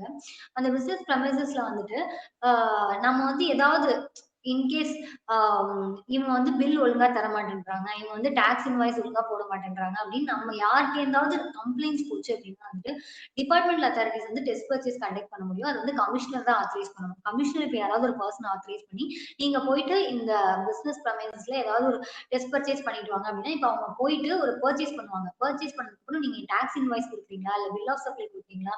அத கரெக்ட்டா தான் குடுக்குறீங்களா? கரெக்ட்டான டாக்ஸ் அமௌண்ட் தான் போட்டு வாங்குறீங்களா? அதே மாரி நான் திருப்பி அந்த பொருள வந்து ரிட்டர்ன் பண்ணும்போது, எனக்கு அதே டோட்டல் அமௌண்ட் ரீஃபண்ட் பண்றீங்களா? சோ அது எல்லாமே வந்து அ ஒரு என்ன என்ன சொல்றது? கிரவுண்ட் லெவல்ல போயிட்டு வெரிஃபை பண்றதுக்கான சான்சஸ் வந்து நெறைய இருக்கு. இதுக்கு வந்து செலக்ஷன் கிரைட்டீரியா இருக்கும். இப்ப வந்து யார் யாரெல்லாம் வந்துட்டு இத வந்துட்டு மோஸ்ட்லி இப்ப வந்து யார் யாருக்கெல்லாம் இந்த டெஸ்ட் பர்ச்சேஸ்லாம் கண்டக்ட் பண்றதுக்கான சான்சஸ் நெறைய இருக்கு அப்படின்னு சொல்லிட்டு. இதுல வந்து பார்த்தோம்னா, செலக்ஷன் கிரைட்டீரியால பார்த்தோம் அப்டின்னா வந்துட்டு, ஒரு நெறைய பிசினஸ் வந்து ரொம்ப லார்ஜா இருக்கும். ஆனா நான் வந்து டாக்ஸ் பே பண்ற அமௌண்ட் வந்து கேஷ்ல வந்து ரொம்ப கம்மியா தான் பே பண்ணுவேன். சோ அந்த மாரி இருக்கிறவங்கள கண்டிப்பா எடுப்பாங்க. இன்னொன்னு வந்துட்டு அன்ரிஜிஸ்டர்ட் பெர்சன். இப்ப வந்து நமக்கு தெரியும் ஜிஎஸ்டில வந்து ரெஜிஸ்ட்ரேஷன் பண்ணோம்னா, அந்த த்ரெஷோல்ட் லிமிட் டர்ன் ஓவர் இருக்கு. அபோவ் 20 சர்வீசஸ் பண்ணா அபோவ் 20 லேக்ஸ். ஒன்லி பியூர்லி கூட்ஸ்னா வந்து அபோவ் 40 லேக்ஸ் போனா, நம்ம வந்து ஜிஎஸ்டி ரெஜிஸ்ட்ரேஷன் கண்டிப்பா எடுக்கணும். இப்போ அவங்களுக்கு வந்து ஒரு சஸ்பெக்ட் ஒரு ஓகே நான் உங்களுக்கு வந்து இப்போ ஒண்ணு தோணுது. ஓகே நீங்க வந்து கூட தான் டர்ன் ஓவர் வந்து பண்றீங்க. பட் ஆனா நீங்க ரெஜிஸ்ட்ரேஷன் எடுக்கல. இன்னும் அன்ரிஜிஸ்டர்டா தான் இருக்கீங்க அப்படின்னா, அவங்களுக்கு இந்த மாதிரி கண்டக்ட் பண்றதுக்கான சான்சஸ் நெறைய. டெஸ்ட் பர்ச்சேஸ் கண்டக்ட் பண்றதுக்கான சான்சஸ் நெறைய. அப்புறம் வெளியில பப்ளிக்ஸ்ல இருந்து கம்ப்ளைண்ட்ஸ் வந்துச்சு. நம்மள பத்தி ஏதாவது கம்ப்ளைண்ட்ஸ் போச்சு அப்படின்னா, இந்த மாதிரி கண்டக்ட் பண்ணுவாங்க. Next evasion prone commodities. Evasion prone commodities அப்படின்னு பார்த்தீங்கன்னா, இங்க நம்ம சில கமோடிட்டீஸ் வந்து இதுல குடுத்துருக்கோம். ஸோ இதுல வந்து பார்த்தீங்கன்னா, மோஸ்ட்லி எஸ்டிமேஷன் ஸ்லிப்ஸ் தான் இஷ்யூ பண்ணுவோம். இந்த cement, tiles, granite, electrical goods, electronic goods இது எல்லாமே. இது எல்லாத்துக்குமே வந்து இந்த மாதிரியான கூட்ஸ வந்து நம்ம பிசினஸ் பண்ணும்போது, இந்த கமோடிட்டீஸ்லாம் நம்ம வந்து நம்மளோட பிசினஸ்ல இருக்கும்போது, கண்டிப்பா இந்த சான்சஸ் தான் ரொம்ப நெக்ஸ்ட் வந்து hotels, restaurants, educational institutions, rooming services, rental இது எல்லாமே இந்த மாதிரிலாம் இருந்துச்சு அப்படின்னா அது எல்லாமே. 2வது இப்போ அன்ரிஜிஸ்டர்ட் டாக்ஸபிள் பெர்சன்ஸ் ஏதாவது வேலிட் சப்போர்ட்டிங் டாக்குமெண்டரி எவிடன்ஸ். இப்போ வந்து இவங்க வந்து இவ்வளோக்கு மேல டர்ன் ஓவர் பண்றாங்க ஆனா ஸ்டில் அன்ரிஜிஸ்டர்டா இருக்காங்க அப்படின்னு சொல்லிட்டு அவங்களுக்கு ஏதாவது கம்ப்ளைண்ட் போச்சு அப்படின்னா கண்டிப்பா it will be taken first scrutiny. Next இது யார் பண்ணுவா அப்படின்னு பாத்தீங்க அப்படின்னா ஜாயிண்ட் கமிஷனர் இன்டெலிஜென்ஸ் அவங்களுக்கு கீழே ஒரே ஒரு டீம் இருப்பாங்க. Deputy state tax officer and one state tax officer and one deputy state tax officer. இதுல வந்து இந்த டெஸ்ட் பர்ச்சேஸ் பண்ணது மூலமா என்ன அடுத்த ஆக்ஷன் எடுப்பாங்க அப்படின்னு பாத்தீங்கன்னா, இப்போ சப்போஸ் நம்ம வந்துட்டு டாக்ஸ் இன்வாய்ஸோ பில் ஆஃப் சப்ளையோ டெஸ்ட் பர்ச்சேஸ் பண்ணும்போது நம்ம இஷ்யூ பண்ணல, இல்ல அதுல ஏதாவது டிஃபெக்ட்ஸ் இருந்தது, கரெக்ட்டா இல்ல அப்படின்னா வந்துட்டு உடனே வந்து joint commissioner shall proceed action immediately under section 67. 67னா இப்போ கொஞ்ச நேரத்துக்கு முன்னாடி நம்ம பார்த்தோம் இல்லையா இன்ஸ்பெக்ஷன். சோ அதுக்கப்புறம் அந்த ப்ரொசீடிங்ஸ் அப்படியே கண்டினியூ ஆகும். இன்ஸ்பெக்ஷன் போகும். அப்புறம் அதுல ரொம்ப சஸ்பீஷியஸான ஆக்டிவிட்டீஸ் இருந்துச்சு அப்படின்னா சர்ச் வாரண்ட் வாங்குவாங்க. சோ சர்ச் பண்ணுவாங்க. சோ இந்த மாதிரி ப்ரொசீடிங்ஸ் வந்து இப்படிதான் போகும். நெக்ஸ்ட் வந்து எப்படி வந்து இப்போ அந்த ஆடிட் பார்த்தோம், இன்ஸ்பெக்ஷன் பார்த்தோம், சர்ச் பார்த்தோம். இது எல்லாத்துக்குமே வந்து என்ன பேசிஸ்ல வந்துட்டு எடுப்பாங்க. இப்போ வந்து சில பேர் சொல்றாங்க. எங்களுக்கு வந்து நெறைய நெறைய பேர் கிளைண்ட்ஸ் வந்து எங்கள்ட்ட கேட்கிற டவுட் தான். அது வந்து ஏன் எங்களோடது வந்து ஆடிட்க்கு எடுத்திருக்காங்க? எந்த பேசிஸ்ல எங்களோடது வந்து ஆடிட்க்கு எடுத்திருக்காங்க, இன்ஸ்பெக்ஷனுக்கு எடுத்திருக்காங்க அப்படிங்கிறது தான். சோ அது எல்லாமே இந்த மாரி காமன் இஷ்யூஸ் தான். உங்களுக்கு வந்து 1, 3 இடையில டிஃபரன்ஸ் ஜாஸ்தியா இருந்திருக்கலாம். 2A, 3B இடையில டிஃபரன்ஸ் ஜாஸ்தியா இருந்திருக்கலாம். மேபி நீங்க வந்து உங்களுக்கு ரீஃபண்ட்ஸ் வந்து ரொம்ப ஹியூஜா இருந்திருக்கலாம். அப்புறம் உங்களோட இ-வே பில். மோஸ்ட்லி உங்களோட இ-வே பில் வந்து நீங்க பர்ச்சேஸ் பண்றது அன்ரிஜிஸ்டர்ட் பெர்சன்ட் வந்து 10 லேக்ஸ்க்கு மேல பண்ணீங்க அப்படின்னா, இல்ல சேல் பண்றது அன்ரிஜிஸ்டர்ட் பெர்சன்ட்ல 10 லேக்ஸ்க்கு மேல பண்றீங்க அப்படின்னா, அதுக்கப்புறம் உங்களோட இன்வாய்ஸ்க்கும் உங்களோட இப்போ வந்து நம்ம யூசுவலா என்னன்னா, இன்வாய்ஸ் வந்து ரைஸ் பண்ணிட்டோம் அப்படின்னாலே இன்வாய்ஸ் வந்து சப்சிக்வென்ட்டா ரைஸ் பண்ணிடுவோம். In case substantial amount of delay இருக்கு. இன்வாய்ஸ்க்கும் இன்வாய்ஸ்க்கும் சப்ஸ்டான்ஷியல் அமௌண்ட் ஆஃப் டிலே இருக்கு அப்படின்னா, அப்போ வந்து அவங்களுக்கு வந்து ஓகே இவங்களுக்கு வந்து கண்டக்ட் பண்ணணும் அப்படிங்கிற ஒரு தாட் வரும். 2வது அதே மாரி substantial delay between date of invoice and date of e-way bill. நான் இன்வாய்ஸ் ஒரு நாள் போட்டிருக்கேன். பட் இ-வே பில் டேட்க்கு ரொம்ப வேரி ஆகுது அப்படின்னா, that will B one one thing for getting into the scrutiny. இன்னொன்னு வந்து சப்ளையர்ஸ் கேன்சலிங் தி ரெஜிஸ்ட்ரி. இப்போ வந்து நான் 3B வந்து ஃபைல் பண்றதுக்கு ஜஸ்ட் பிஃபோர் நான் என்னோட ஆர்சி கேன்சல் பண்றேன். இல்லன்னா நான் அப்பதான் ரெஜிஸ்ட்ரேஷனே எடுத்திருக்கேன். இம்மீடியேட்டாவே நான் கேன்சல் பண்றேன். சோ அந்த மாரி இருக்கும்போது. இன்னொன்னு வந்து இ-வே பில் டர்ன் ஓவர்ல வந்து ப்ரீவியஸ் மந்த் கம்பேர் பண்றப்ப அப்நார்மலா குரோத் இருக்கு. அப்படின்னா, கண்டிப்பா அத எடுக்கிறதுக்கான சான்ஸ் இருக்கு. இன்னொன்னு வந்து இர்ரிலவன்ட் இன்வார்ட் ஹெச்எஸ்என். இப்போ நமக்கு தெரியும் நம்ம வந்துட்டு ஹெச்எஸ்என் ஒரு இன்வார்ட் ஒண்ணு வாங்குறோம் அப்படின்னா, அதுதான் நம்ம வந்து திருப்பி அவுட்வார்ட்ல குடுக்க முடியும். வேற ஒண்ணும் குடுக்க முடியாது. இப்ப இன்கேஸ் நம்ம வந்து வேற இப்போ ஒரு இன்வார்ட்ல ஒரு பொருள் வாங்குறோம் அப்படின்னா, ஒண்ணு அத மேனுஃபேக்சர் பண்ணி வேற மாரி குடுக்கணுமே தவிர, டோட்டலி irrelevant HSN வரதுக்கான சான்சஸே கிடையாது. இப்ப இன்வர்ட்ல ஒரு HSN இருக்கு, அவுட்வர்ட்ல நீங்க ஒரு HSN குடுக்குறீங்க. அது டோட்டலி irrelevant-ஆ இருக்கு அப்படின்னா, கண்டிப்பா வந்து இந்த மாதிரி ஸ்க்ரூட்டினி எடுக்கிறதுக்கான சான்சஸ் நெறையா. இன்னொன்னு வந்து இன்ஸ்பெக்ஷன் டூரிங் த மூவ்மெண்ட். இப்போ நமக்கு வந்துட்டு ஈ நெறைய வந்துட்டு இப்போ நாங்க இ-வே பில் அப்பீல்ஸ் வந்து ஃபைல் பண்றோம். ரீசென்ட் டேஸ்ல வந்துட்டு நெறைய வந்து வெஹிக்கிள்ஸ வந்துட்டு ஸ்டாப் பண்ணிடுறாங்க. இப்போ இன்ஸ்பெக்ஷன் டூரிங் மூவ்மெண்ட்னா, இப்போ நம்ம ஒரு வெஹிக்கிள்ல வந்துட்டு கூட்ஸ் டிரான்ஸ்போர்ட் பண்றோம். டிரான்ஸ்போர்ட் பண்ணும்போது என்ன பண்ணுவாங்க அப்டின்னா, ரோவிங் ஸ்குவாட் வந்து இடையிலேயே ஸ்டாப் பண்ணி டாக்குமெண்ட்ஸ்லாம் செக் பண்ணுவாங்க. ஸோ அப்படி செக் பண்ணும்போது, எந்தெந்த டாக்குமெண்ட்ஸ் எல்லாமே வந்துட்டு இருக்கணும் கண்டிப்பா. எந்தெந்த டாக்குமெண்ட்ஸ் இல்ல அப்டின்னா நமக்கு பெனால்டி வரும். அ இல்ல எந்தெந்த எதுக்கெல்லாம் வந்து இப்போ ரீசென்ட்டா பெனால்டி ரைஸ் பண்றாங்க. அத பத்தி ஃபர்ஸ்ட் பார்த்துடலாம். ரொம்ப பிராக்டிகலா பேசலாம். Apart from section and apart from rules ரொம்ப பிராக்டிகலா இப்போ நாங்க ஃபேஸ் பண்ற இஷ்யூஸ் பத்தி தான் நான் சொல்லப் போறேன். இப்போ அதாவது நாங்க பார்த்த கிளைண்ட்ஸ்ல எங்களோட கிளைண்ட்ஸ்க்கு இது எல்லாமே நடந்திருக்கு. எல்லாமே பிராக்டிகல் இஷ்யூஸ் தான் நான் சொல்றது எல்லாமே. இப்ப ஃபர்ஸ்ட் பார்த்தீங்க அப்டின்னா, நான் வெஹிக்கிள்ல வந்து ஒரு கூட்ஸ் ஏத்திட்டு போறேன். போம்போது நான் இ-வே பில்ல வந்து ஜெனரேட் பண்ணுவேன். இ-வே பில் ஜெனரேட் பண்ணும்போது என்ன ஆகும்னா, பார்ட் பில வந்து டிரைவர் டீட்டெயில்ஸ், அந்த வெஹிக்கிள் டீட்டெயில்ஸ் குடுக்கணும். இப்ப அந்த வெஹிக்கிள் டீட்டெயில்ஸ் நான் குடுத்துர்றேன். குடுத்துட்டு நான் எடுத்துட்டு போம்போது, இன்கேஸ் என்ன ஆயிடுச்சுன்னா, எனக்கு வெஹிக்கிள் வந்துட்டு ஒரு சர்டைன் பாயிண்ட் ஆஃப் டைம்ல என்னோட வெஹிக்கிள் வந்து ரிப்பேர் ஆயிடுச்சு. ஸோ நான் வேற வெஹிக்கிள்க்கு அத சேஞ்ச் பண்றேன். சேஞ்ச் பண்ணும்போதே அந்த part B I need to update. In case update பண்ணல அப்டின்னா, வெஹிக்கிள் டீட்டெயில்ஸ் வந்து ராங்கா இருக்கு அப்டின்னு சொல்லிட்டு they will impose a penalty. First thing. 2வது பிராக்டிகல் சிச்சுவேஷன் என்ன நடக்கும் அப்படின்னு பார்த்தீங்க அப்படின்னா, இ-வே பில்லுக்கு வந்துட்டு ஒரு வேலிடிட்டி பீரியட் இருக்கும். இப்போ 3 டேஸ் வந்து இ-வே பில்க்கு வேலிடிட்டி அப்படின்னா, அது எப்போ எண்ட் ஆகும் அப்படின்னா, 3rd டேவோட மிட்நைட் பிஃபோர் 12 AM அது எக்ஸ்பைரி ஆயிடும். ஸோ இன்கேஸ் நான் வந்துட்டு பிஃபோர் எக்ஸ்பைரி நான் அத வந்து பிஃபோர் எக்ஸ்பைரிக்குள்ள நான் டெலிவரி கம்ப்ளீட் பண்ணிடணும். இன்கேஸ் நான் டெலிவரி கம்ப்ளீட் பண்ணல, எனக்கு வந்து கொஞ்சம் அதுக்கும் எக்ஸ்டெண்ட் ஆகும் அப்படின்னா வந்துட்டு நான் வேலிடிட்டியை எக்ஸ்டெண்ட் பண்ணணும். வேலிடிட்டி எக்ஸ்டெண்ட் பண்றதுக்கு டைம் லிமிட் எவ்வளோ அப்படின்னா, நீங்க எக்ஸ்பைரி ஆகிறதுக்கு பிஃபோர் 8 ஹவர்ஸ்லயும் பண்ணலாம், ஆஃப்டர் 8 ஹவர்ஸ்லயும் பண்ணலாம். ஸோ இதான் அதோட டைம் லிமிட். இப்போ எக்ஸ்பைரி ஆக போகுது மிட் நைட்ல அப்படின்னா, பிஃபோர் 8 ஹவர்ஸ்ல நீங்க எப்ப வேணாலும் பண்ணிக்கலாம். ஆஃப்டர் 8 ஹவர்ஸ் நீங்க எப்ப வேணாலும் பண்ணிக்கலாம். ஸோ இப்போ அந்த மாதிரி வண்டி வந்து அவங்க பிடிக்கும்போது இ-வே பில் எக்ஸ்பைரி ஆயிடுச்சு அப்படின்னு பிடிக்கும்போது, நீங்க உங்களுக்கு 8 ஹவர்ஸ் ஆயிடுச்சா அப்படிங்கிறத நீங்க செக் பண்ணிக்கலாம். 8 ஹவர்ஸ் வரைக்கும் உங்களுக்கு இ-வே பில் வந்துட்டு வேலிடிட்டி எக்ஸ்டெண்ட் பண்றதுக்கு டைம் லிமிட் இருக்கு. ஸோ நீங்க அத சொல்லலாம். கண்டிப்பா தாராளமா சொல்லலாம். ஸோ அது வந்து 2வது இஷ்யூ. 3வது இஷ்யூ பார்த்தீங்கன்னா, இ-இன்வாய்ஸ் வந்து ஜெனரேட் பண்றாங்க. பட் இ-இன்வாய்ஸ் ஜெனரேட் பண்ணும்போது என்ன அப்படின்னு பார்த்தீங்கன்னா, அதுல வந்துட்டு ஏதாவது இ-இன்வாய்ஸ் ஒண்ணு இல்ல அப்படின்னு சொல்லிட்டு பெனால்டி இம்போஸ் பண்ணுவாங்க. அதுவும் ஒரு விஷயம். இன்னொன்னு இ-இன்வாய்ஸ் ஜெனரேட் பண்ணிட்டு அதுல வந்துட்டு உங்களுக்கு ரேட்டோ, இல்ல ஹெச்எஸ்என் கோடோ, இல்ல வந்துட்டு வேல்யூவோ ஏதோ ஒண்ணு வந்துட்டு தப்பா இருக்கு அப்படிங்கும்போது, அதுக்கும் வந்துட்டு பெனால்டி இம்போஸ் பண்றதுக்கான சான்சஸ் வந்து ரொம்ப ஜாஸ்தியா இருக்கு இப்போ. நெக்ஸ்ட் வந்து பார்த்தீங்க அப்படின்னா வந்து இன்னொரு ஒரு கேஸ் யூனிக்கான கேஸ் ஆக்சுவலி நாங்க பார்த்த வரைக்கும் இதுதான். இ-வே பில் இல்ல, இ-இன்வாய்ஸ் இல்ல, கூட்ஸோட வேல்யூ வந்து கரெக்ட்டா இல்ல, ஹெச்எஸ்என் ரேட் இல்ல. இந்த மாரி தான் வந்துட்டே இருந்தது. இப்போ ரீசென்ட்டா ஒரு கேஸ் வந்து என்ன வந்திருக்கு அப்டின்னா வந்துட்டு, இப்போ நம்மளோட கிளையண்ட் வந்து இட்ஸ் நாட் வந்து கூட்ஸ் வந்து இனிஷியேட்டே பண்ணல. மூவ்மெண்ட் இனிஷியேட் பண்றது வந்து நம்மளோட கிளையண்ட் கிடையாது. நம்ம கிளையண்ட் வந்து ரெசிபியன்ட் ஆஃப் த கூட்ஸ். நம்மளோட கிளையண்ட் வந்து இப்ப என்ன பண்றாங்க அப்டின்னா, ஒரு அவங்க பிசினஸ்க்காக இன்னொரு ஒரு பிரமைசஸ் வந்து கன்ஸ்ட்ரக்ட் பண்ணிட்டு இருக்காங்க. அந்த கன்ஸ்ட்ரக்ட் பண்ற பிரமைசஸ்க்கு கன்ஸ்ட்ரக்ஷன் மெட்டீரியல் வந்து வாங்குறாங்க.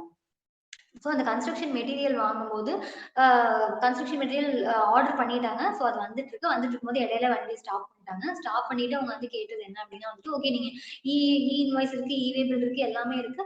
But still they have impose the penalty. எதுக்கு அப்டின்னா வந்துட்டு, நீங்க போய் அன்லோட் பண்ற பிளேஸ் வந்து அன்ரிஜிஸ்டர்ட் பிளேஸா இருக்கு. ஸோ அதனால நீங்க வந்து பெனால்டி பே பண்ணுங்க அப்படின்னு சொல்லிட்டு நம்மளோட கிளையண்ட்டுக்கு வந்து பெனால்டி வந்துருச்சு. இது வந்து என்ன அப்படின்னு பார்த்தீங்கன்னா, இப்போ நம்ம ஒரு ப்ரெமிசஸ் கன்ஸ்ட்ரக்ட் பண்ணிட்டு இருந்தா கூட, அத வந்துட்டு ஜிஎஸ்டி ரெஜிஸ்ட்ரேஷன்ல அடிஷனல் பிளேஸ் ஆஃப் பிசினஸா வி நீட் டூ ரெஜிஸ்டர்.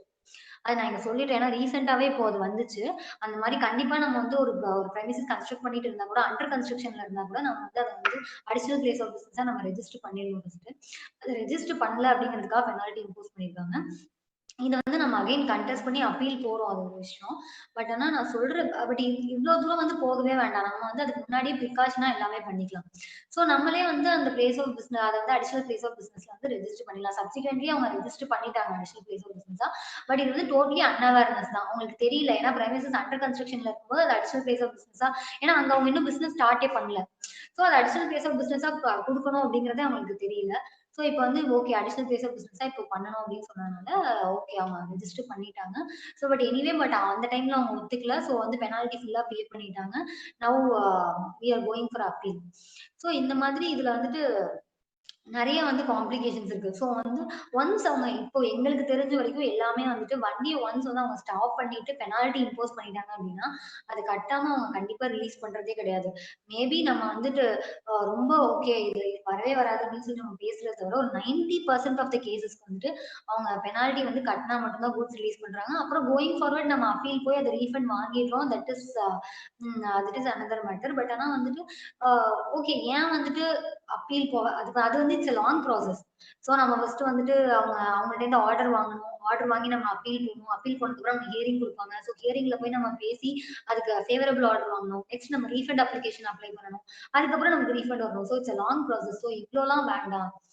நாம வந்து ரொம்ப ப்ரிகாஷனா ஃபர்ஸ்டே கரெக்டா போயிடலாம் அப்படிங்கிறதுக்காக தான் இந்த இது ஆக்சுவலி. இதுல வந்துட்டு இப்போ எம்ஓவி ஃபார்ம்ஸ் நிறைய இஷ்யூ பண்ணுவாங்க. இது வந்து சர்க்குலர் நம்பர் 41/15/2018 வந்து கொடுத்துருக்காங்க. இதுல வந்து ஒரு ஃபார்ம் எதுக்காக கொடுக்குறாங்க அப்படின்னு சொல்லிட்டு இப்போ வண்டி வெஹிக்கிள ஸ்டாப் பண்ணாங்கனாலே இந்த ஃபார்ம்ஸ் எல்லாமே கொடுப்பாங்க. இப்போ எம்ஓவி 01 வந்து statement of the driver, MOV 02ங்கிறது வந்துட்டு பிசிக்கல் வெரிஃபிகேஷன் பண்ணதுக்கான ஆர்டர், எம்ஓவி 03ங்கிறது வந்துட்டு இப்போ 3 ஒர்க்கிங் டேஸ்க்கு மேல இன்ஸ்பெக்ஷன் எக்ஸ்டெண்ட் ஆகும் அப்படின்னா அதுக்கான order. Next MOV 04 again physical verification report, MOV 05ங்கிறது தான் ரிலீஸ் ஆர்டர். இது வந்து ஒன்ஸ் வந்து நம்ம பெனால்டி கட்டினதுக்கு அப்புறம் அவங்க ரிலீஸ் பண்ணலாம். இன்னொன்னு நம்மளோட கண்டிஷன் ஓகே அக்செப்ட் பண்ணிட்டு ரிலீஸ் பண்ணலாம். இது ரெண்டுத்துல ஒரு டைம்ல அவங்க ரிலீஸ் பண்ணிடுவாங்க. நெக்ஸ்ட் எம்ஓவி 6 வந்து order of detention, goods release பண்ண மாட்டாங்க, அவங்களே வந்து டிடைன் பண்ணிடுவாங்க. நெக்ஸ்ட் வந்து எம்ஓவி 07 வந்து show cause notice. Show cause notice mandatory கொடுக்கணும். நீங்க அவங்க கொடுக்கலனாலும் நீங்க இன்சிஸ்ட் பண்ணி வாங்கணும். வாங்கிட்டு அந்த ஷோகாஸ் நோட்டீஸ்ல வந்துட்டு ஓகே எதனால நீங்க வந்து இந்த டாக்குமெண்ட்ஸ் உங்ககிட்ட இல்ல, எதனால இதை நீங்க அப்டேட் பண்ணல, எதனால இந்த வேலிடிட்டி நீங்க எக்ஸ்டெண்ட் பண்ணல அப்படின்னு சொல்லி அந்த ரீசன் இருக்கும். அந்த ரீசனுக்கான ரிப்ளை நம்ம ஃபர்னிஷ் பண்ணணும். ரிப்ளை ஃபர்னிஷ் பண்ணதுக்கு அப்புறம் வந்துட்டு எம்ஓவி 08 வந்து bond for provisional release, MOV 09 வந்து எம்ஓவி 09 தான் ஆர்டர். அதாவது இப்போ நான் வந்து பெனால்டி போட்டேன், பெனால்டி நான் கட்டிட்டேன், அவங்க எம்ஓவி 05ல ரிலீஸ் பண்ணிட்டாங்க. ரிலீஸ் பண்ணதுக்கு அப்புறம் ஆர்டர் கண்டிப்பா நம்ம கேட்டு வாங்கிடணும். ஏன்னா எம்ஓவி 09ல ஆர்டர் அவங்க கொடுத்தா மட்டும்தான் நம்ம அதுக்கு அகைன்ஸ்டா அப்பீலே போக முடியும். ஸோ இன்கேஸ் நம்ம பெனால்டி கட்டிட்டோம் அப்படின்னா கண்டிப்பா ஆர்டர் வந்து வாங்கிக்கோங்க. இதுல வந்து பிராக்டிக்கலான ப்ரொசீஜர் என்ன அப்படின்னு பாத்தீங்கன்னா, அவங்க இன்டர்செப்ட் பண்ணி பெனால்டி போட்டதுக்கு அப்புறம் நம்ம வந்து இதை எதை வச்சு டிஃபெண்ட் பண்ணலாம் அப்படின்னு பாத்தீங்கன்னா, நமக்கு ஒரு ரீசெண்டா இது ரெண்டுமே வந்துட்டு ரொம்ப நமக்கு ஃபேவரபிள் சர்க்குலர் 64/38/2018 சொல்லுவாங்க.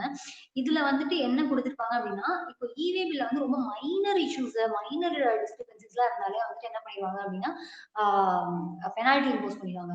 ஸோ வந்துட்டு இந்த மாதிரி ரொம்ப மைனர் இஷ்யூஸ்க்குலாம் பெனால்டி இம்போஸ் பண்ண வேண்டாம் அப்படின்னு சொல்ற சர்க்குலர் நம்பர் தான் வந்து 64/38/2018. ஃபார் எக்ஸாம்பிள் அதுல எப்படி கொடுத்துருப்பாங்க அப்படின்னா, இப்போ கன்சைனியோட ஸ்பெல்லிங் நேம் வந்து நேமோட ஸ்பெல்லிங் வந்து மிஸ்டேக்கா இருக்கு, இல்ல பின்கோட் ஏதாவது ராங்கா கொடுத்துட்டாங்க, இல்ல வந்து வெஹிக்கிள் டீடைல்ஸ் வந்து ஏதாவது நேம் ஏதாவது ஒரு மிஸ்மேட்ச் இருக்கு. ஸோ அந்த மாதிரி ரொம்ப ஒரு மைனர் மிஸ்டேக், கிளரிக்கல் மிஸ்டேக்லாம் இருக்கும்போது அதுக்கு வந்து இவ்வளோ பெனால்டி வந்து இம்போஸ் பண்றதுக்கு அவசியம் இல்லை. யூஸ்வலா எவ்வளோனா செக்ஷன் 129(1)A படி 200% ஆஃப் டாக்ஸ் வந்து பெனால்ட்டியா இம்போஸ் பண்ணுவாங்க. ஸோ இவ்வளோ பெனால்ட்டி கட்ட வேண்டிய அவசியம் இல்லை அப்படிங்கிறது தான் வந்துட்டு நம்மளோட கண்டிஷனா இருக்கும். ஸோ அந்த சர்க்குலர்லயும் அதான் இருக்கும். இது வந்து ஜஸ்ட் கிளரிக்கல் மிஸ்டேக், இதுக்கு வந்து 200% ஆஃப் டாக்ஸ் வந்து பெனால்ட்டியா கட்ட வேண்டாம். ஸோ இந்த மாதிரியான விஷயங்களுக்கு எல்லாமே வந்துட்டு நீங்க தாராளமா இந்த சர்க்குலர் நம்பர் கோட் பண்ணி டிஃபெண்ட் பண்ணலாம். இன்னொன்னு வந்துட்டு சர்க்குலர் நம்பர் 10/2019. இது வந்து நம்மளோட தமிழ்நாடுல எஸ்ஜிஎஸ்டி ஆஃபீஸ்ல இஷ்யூ பண்ண ஒரு சர்க்குலர். இதுல வந்துட்டு எப்படி இருக்கும் அப்படின்னா, எந்தெந்த சர்க்கம்ஸ்டான்சஸ்ல பெனால்ட்டி லெவி பண்ணக்கூடாது, எந்தெந்த சர்க்கம்ஸ்டான்சஸ்ல 5,000 வரைக்கும் லெவி பண்ணலாம், எந்தெந்த சர்க்கம்ஸ்டான்சஸ்ல 25,000 வரைக்கும் லெவி பண்ணலாம், எந்தெந்த சர்க்கம்ஸ்டான்சஸ்ல maximum amount of penalty that is 200% of tax எந்தெந்த சர்க்கம்ஸ்டான்சஸ்ல லெவி பண்ணலாம் அப்படிங்கிறது எல்லாமே இந்த சர்க்குலர்ல கொடுத்துருப்பாங்க. இதுவும் again one of the beneficial circular. இதுல வந்துட்டு இன்டென்ஷன் டு எவேட் டாக்ஸ் இருந்தா மட்டும்தான் மேக்ஸிமம் பெனால்ட்டி. ஸோ மிச்சது எல்லாத்துக்குமே வந்துட்டு மேக்ஸிமம் பெனால்ட்டி அப்ளிகபிள் ஆகாது. Maybe a general penalty or some 500 per head or some 5,000 per head. So அந்த மாதிரி தான் பெனால்ட்டிஸ் இருக்கும். ஸோ நம்ம வந்து ஃபுல் பெனால்ட்டியும் கட்டிட்டு அது வந்து நம்ம ஓகே லெட் இட் கோ அப்படின்னு நம்ம போக தேவையில்லை. நம்ம கண்டிப்பா வந்து அதுக்கு அப்படி ஃபைல் பண்ணா நமக்கு கண்டிப்பா ரீஃபண்ட் கிடைக்கும்.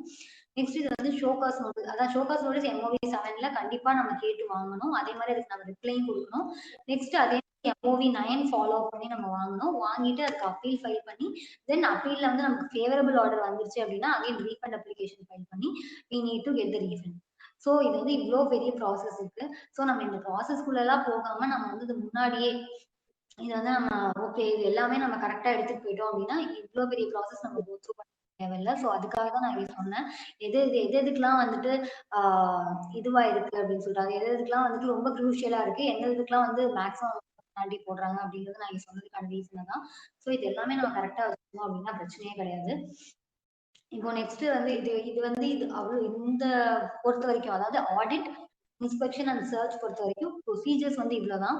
அவங்க சொல்ற மேஜரான காமன் இஷ்யூஸ் வந்து இது எல்லா இஷ்யூஸும் எங்களை சொல்ல முடியல இங்க. பட் ஆனா மேஜரான காமன் இஷ்யூஸ் தான். இன்கேஸ் உங்களுக்கு ஸ்பெசிஃபிக்கா ஏதாவது ஒரு இஷ்யூஸ் பத்தி தெரியணும், உங்களுக்கு அது வந்திருக்கு அப்படின்னா நீங்க தாராளமா வந்து கேட்கலாம், சேட் பாக்ஸ் சொல்லலாம், நாங்க வந்து ஆன்சர் பண்றோம். So that is not a problem. இப்போ இதுல வந்து உங்களுக்கு லாஸ்டா ஒரு இம்பார்ட்டன்டா ஒரு அப்டேட் ஒன்று தரேன்னு சொல்லியிருந்தேன். அது வந்துட்டு என்ன அப்படின்னு பாத்தீங்கன்னா, நம்ம லாஸ்ட் ஒரு ஃபர்ஸ்ட் வெபினார்ல வந்துட்டு ஓப்பனிங் ஐடிசி டிக்ளேர் பண்றதை பத்தி பேசியிருந்தோம். அதுக்கப்புறம் நிறைய பேர் வந்து கேட்டிருந்தாங்க, அவ்வளவுதான் டிக்ளேர் பண்றதுக்கு டைம் முடிஞ்சிருச்சா, இனிமே டிக்ளேர் பண்ண முடியாது அப்படின்னு சொல்லிட்டு. அதுக்கு வந்து இப்போ ஒரு அட்வைசரி வந்திருக்கு. இப்போ டிக்ளேர் பண்றதுக்கு டைம் எக்ஸ்டெண்ட் பண்ணிருக்காங்க. 31 ஜனவரி வரைக்கும் நீங்க வந்து ஓப்பனிங் ஐடிசி வந்து டிக்ளேர் பண்ணலாம். அதே மாதிரி அதை அமெண்ட் பண்றதுக்கு வந்து 3 டைம்ஸ் அமெண்ட் பண்ணலாம் till 29th February 2024. So that's one important update. That is all today. Thank you for listening patiently. In case of any doubts, you can ask in chat box. உங்களுக்கு ஏதாவது queries இருக்கு, ஏதாவது questions கேட்கணும்னா question and answer செஷன்ல post பண்ணுங்க R hand rice பண்ணுங்க, unmute பண்றோம். என்ன questions நீங்க கேட்டுக்கலாம்.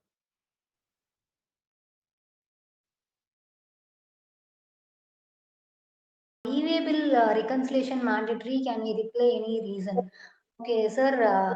Definitely வந்து E-way bill reconciliation வந்து outward E-way bill reconciliation வந்து definitely mandatory தான். நீங்க வந்து இன்வர்டுக்கும் கேக்குறாங்க இப்போ, பட் இன்வர்ட் வந்து நம்ம கொடுக்க முடியாது. ஸோ பட் ஆனால் அவுட்வர்ட் E-way bill reconciliation நம்ம பண்றது வந்து இட்ஸ் மேண்டேட்ரி ஒன்லி. ஏன்னா நமக்கு வந்து எப்படியுமே வந்து reconciliation வந்து E-way bill இருக்க டர்ன் ஓவரும் நம்ம GSTR 1ல கொடுத்துருக்க டர்ன் ஓவரும் எனிவே மேட்சே ஆகாது. ஏன்னா நமக்கு E-way bill வந்து இன்ட்ராஸ்டேட்னு பாத்தீங்க அப்படின்னா 1 lakh மேல இருந்தா தான் E-way bill போடுவோம். இன்ட்ராஸ்டேட்னா 50,000 மேல இருந்தா தான் E-way bill ஜெனரேட் பண்ணுவோம். So it is definitely does not match. But ஆனால் நம்ம அதுக்கான reconciliation சம்மரி கொடுத்தோம் அப்படின்னா வந்துட்டு they will drop the order.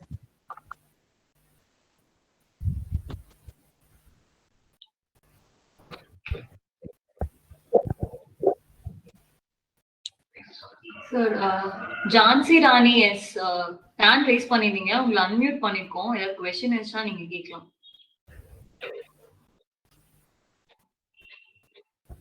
Hello. சொல்லுங்க.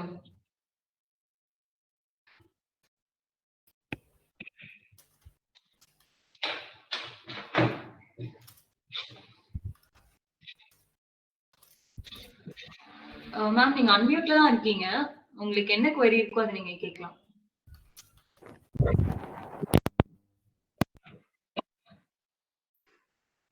ஓகே, மோகன் குமார் நீங்க question raise பண்ணிருக்கீங்க.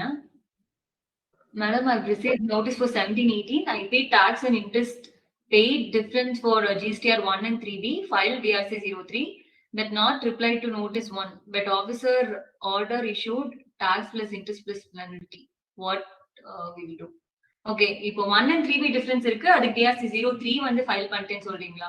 சோ இதுக்கு வந்துட்டு இப்போ ஐசிஎன் இஷ்யூ பண்ணதுக்கு அப்புறமா நீங்க ஃபைல் DRC 03 போட்டிருக்கீங்களா, இல்ல அதுக்கு முன்னாடி பண்ணிருக்கீங்களா அப்படிங்கறது பார்க்கணும். சோ ஆஃப்டர் நீங்க DRC 01 கொடுத்ததுக்கு அப்புறம் தான் நீங்க வந்து பே பண்ணிருக்கீங்க அப்படின்னா அதுக்கப்புறமா டாக்ஸ் இன்ட்ரெஸ்ட் அண்ட் பெனல்டி போட்டிருக்காங்களா என்னன்றது செக் பண்ணிக்கணும். கேஸ் நீங்க DRC 03 டாக்ஸ் அமௌண்ட் மட்டும் தான் பே பண்ணிருக்கீங்க, இன்ட்ரெஸ்ட் அண்ட் பெனல்டிக்கு பே பண்ணல அப்படின்னா அதுவுமே வந்துட்டு பே பண்ற மாதிரி தான் இருக்கும். இல்லைன்னா அதுக்கு வந்து நம்ம தனியா அப்பீல் போற மாதிரி தான் இருக்கும். அது என்ன கேஸ் என்ன ஸ்பெசிபிக்கா அப்படிங்கறத நீங்க செக் பண்ணிக்கலாம். Okay, next one, the recovery proceedings will start after DRC 01 remain unreplied. இப்போ நீங்க DRC 01க்கு ரிப்ளை பண்ணலனா உடனே recovery proceeding ஸ்டார்ட் பண்ண மாட்டாங்க சார். DRC 01க்கு அப்புறம் வந்து ஆர்டர் போடுவாங்க. ஆர்டர் போட்டதுக்கு அப்புறம் 3 months நமக்கு அப்பீல் போறதுக்கு டைம் இருக்கும். அந்த அப்பீல் டைம் முடிஞ்சிருச்சு அப்படின்னா தான் they will start recovery proceedings.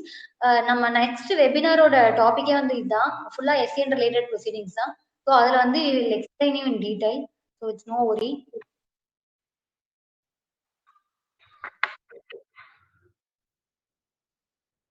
Next, Jhansi Rani. EWay bill generated twice for a single invoice number in 2018. Now department demanding tax for both. Only one sale done. What is the solution? Okay இப்போ 18-19 வந்து இப்போ early stages of இவே bill introduce பண்ணது. So அப்போ வந்து ஒரு இன்வாய்ஸஸ்க்கு ரெண்டு இவே பில் ஜென்ரேட் பண்ணிட்டீங்க அப்படின்னா அது எதனால ரைஸ் பண்ண அப்படி ஜென்ரேட் ஆயிருக்குது அப்படின்னு பாருங்க. ஆர் இஃப் இன் கேஸ் அது போர்ட்டல் இஷ்யூனால தான் பண்ணிருக்குமா அப்படின்றது பாத்துக்கோங்க. இஃப் ஒரே ஒரு இன்வாய்ஸ் தான் இருக்கு, அதுக்கு நம்ம ரெண்டு வாட்டி இவே பில் ஜென்ரேட் பண்ணிருக்கோம், அதுக்கு ப்ராப்பரான ரீசன் என்ன அப்படின்றத நம்ம சப்ஸ்டான்ஷியேட் பண்ணாதான் அவங்க சைடு அக்செப்ட் பண்ணிப்பாங்க. ஸோ அது எதனால அப்படின்றது வந்து நம்ம செக் பண்ணிட்டு அதுக்கு ஏற்ற மாதிரி சப்ஸ்டான்ஷியேட் பண்ணிக்கலாம்.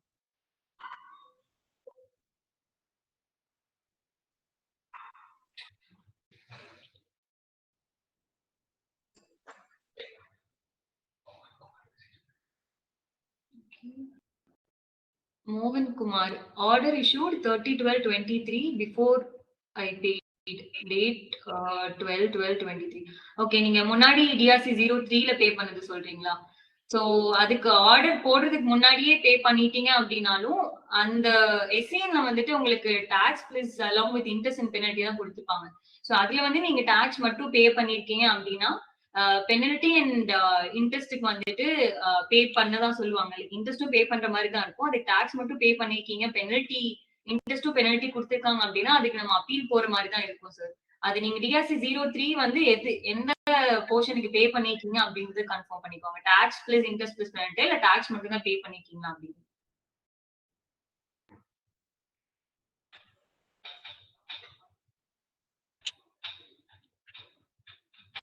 சரி, யூஸ்வலா வந்து எஸ்சிஎன்லே வந்து உங்களுக்கு இன்ட்ரெஸ்ட் பிளஸ் பெனால்ட்டியோட தான் கொடுத்துருப்பாங்க. இன்கேஸ் வந்து எஸ்சிஎன்ல வந்து இன்ட்ரெஸ்ட் மட்டும் தான் கொடுத்துருக்காங்க அப்படின்னா வந்துட்டு நீங்க இன்ட்ரெஸ்டோட சேர்த்து பே பண்ணியிருந்தீங்க அப்படின்னா கண்டிப்பா ஆர்டர் இஷ்யூ ஆயிருக்காது. ஸோ அதை we need to check sir.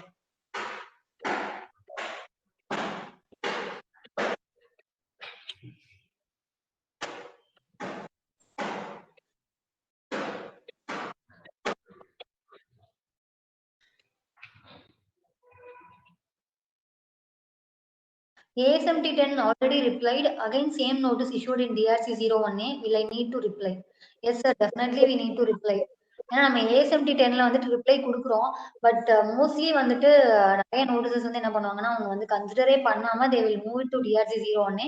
நம்ம கண்டிப்பா டிஆர் 01Aக்கு ரிப்ளை பண்ணணும். அப்படி இல்லைன்னா அவங்க எஸ்சிஎனுக்கு அதை மூவ் பண்ணிடுவாங்க. எஸ்சிஎனுக்கு மூவ் பண்ணிட்டாங்க அப்படின்னாலே வந்துட்டு definitely it will lead to order and அப்புறம் அப்பீல் போய் தான் ஜெயிக்கிற மாதிரி இருக்கும். ஸோ நம்ம டிஆர்சி 01Aக்கு ரிப்ளை கொடுத்துறது ரொம்ப ரொம்ப நல்லது சார். ஸோ டிஆர் 01Aக்கு ரிப்ளை கொடுத்துருங்க.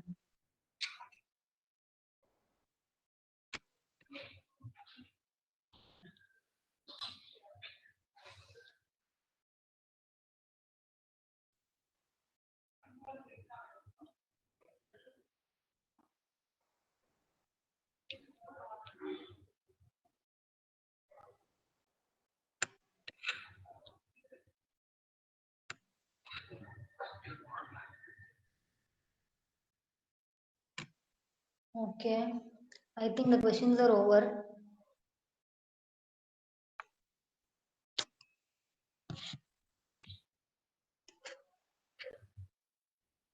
ஓகே, சோ உங்களுக்கு ஃபர்தரா ஏதாவது queries இருக்கு அண்ட் இதுக்கு ரிலேட்டடா ஏதாவது உங்களுக்கு கொஸ்டின்ஸ் இருக்கு அப்படின்னா we are happy to answer you. நீங்க வந்துட்டு எங்களை காண்டாக்ட் பண்ணலாம். இல்லனா வந்து you can contact our admin or support team வந்து நீங்க காண்டாக்ட் பண்ணலாம். Okay, we have received one more question. So I have received a notice regarding this discrepancies in GSTR 2A and 3B for the period 17-18 and 18-19. Since I have claimed ITC based on the invoice I hold during the period, but I don't have the invoices at present. How to solve it? Sir, Suresh Kumar post பண்ணிருக்காங்க. Sir இது வந்து இப்போ 17-18-18-19 நம்ம கிட்ட வந்து invoice copies வந்துட்டு கண்டிப்பா தேவைப்படும். இப்போ நீங்க அதோட டிஃபரன்சஸ் வந்துட்டு எவ்வளவு இருக்கு அப்படின்றத பார்த்துட்டு இஃப் இன் கேஸ் நமக்கு 2Aல ரிஃப்ளெக்ட் ஆகல அப்படின்னாலும் இன்வாய்ஸ் காப்பீஸ் வந்து ஜென்ரலா வச்சிருக்கணும் நம்ம. அது இல்ல அப்படின்னாலும் டிஃபரன்சஸ் வச்சு நம்ம சப்ளை சர்டிபிகேட் வந்து கொடுக்க முடியுது அப்படின்னு பாருங்க. ஏன்னா 2Aல வராதனால. பட் ஆனா அவங்க வந்து 3Bல பே பண்ணிருக்காங்க அப்படின்றது நம்ம செக் பண்ணிக்கணும். 1ல ஃபைல் பண்ணாதனால நமக்கு 2Aல வந்திருக்காது. பட் சம்டைம்ஸ் டிபார்ட்மெண்ட்ல வந்துட்டு அவங்க 3B சப்ளை வந்துட்டு சப்ளை சைடு வந்து 3Bல வந்து காமிச்சிருக்காங்க அப்படின்றதையும் வந்து கன்ஃபர்மேஷன் கேட்டுக்கிறாங்க. ஸோ அப்படி இருந்துச்சுன்னா நீங்க சப்ளை சர்டிபிகேட் வாங்க முடியுதான்னு பாருங்க. இன்கேஸ் வாங்க முடிஞ்சுன்னா அது வந்து நீங்க கொடுக்கலாம். பட் இன்வாய்ஸ் காப்பீஸ் வந்துட்டு கண்டிப்பா வச்சிருக்கணும் சார்.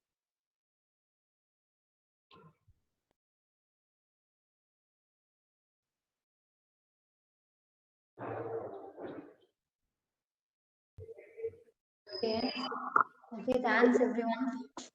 இவ்வளோ பேஷண்டா லிசன் பண்ணதுக்கு தேங்க்யூ எவ்ரிவன். நெக்ஸ்ட் வெபினார் வந்துட்டு நெக்ஸ்ட் ஃப்ரைடே இருக்கும். அதோட டாபிக் பார்த்தீங்க அப்படின்னா SCN related proceedings and after எஸ்சிஎனுக்கு அப்புறம் என்ன எஸ்சிஎன்ல என்ன ப்ரொசீடிங்ஸ் இருக்கும், எஸ்சிஎனுக்கு அப்புறம் ஆர்டர் அண்ட் அப்பீல் எப்படி, ஸோ அந்த மாதிரியான ப்ரொசீடிங்ஸ் ஃபுல்லாக நெக்ஸ்ட் வெபினார்ல கண்டக்ட் பண்றோம்.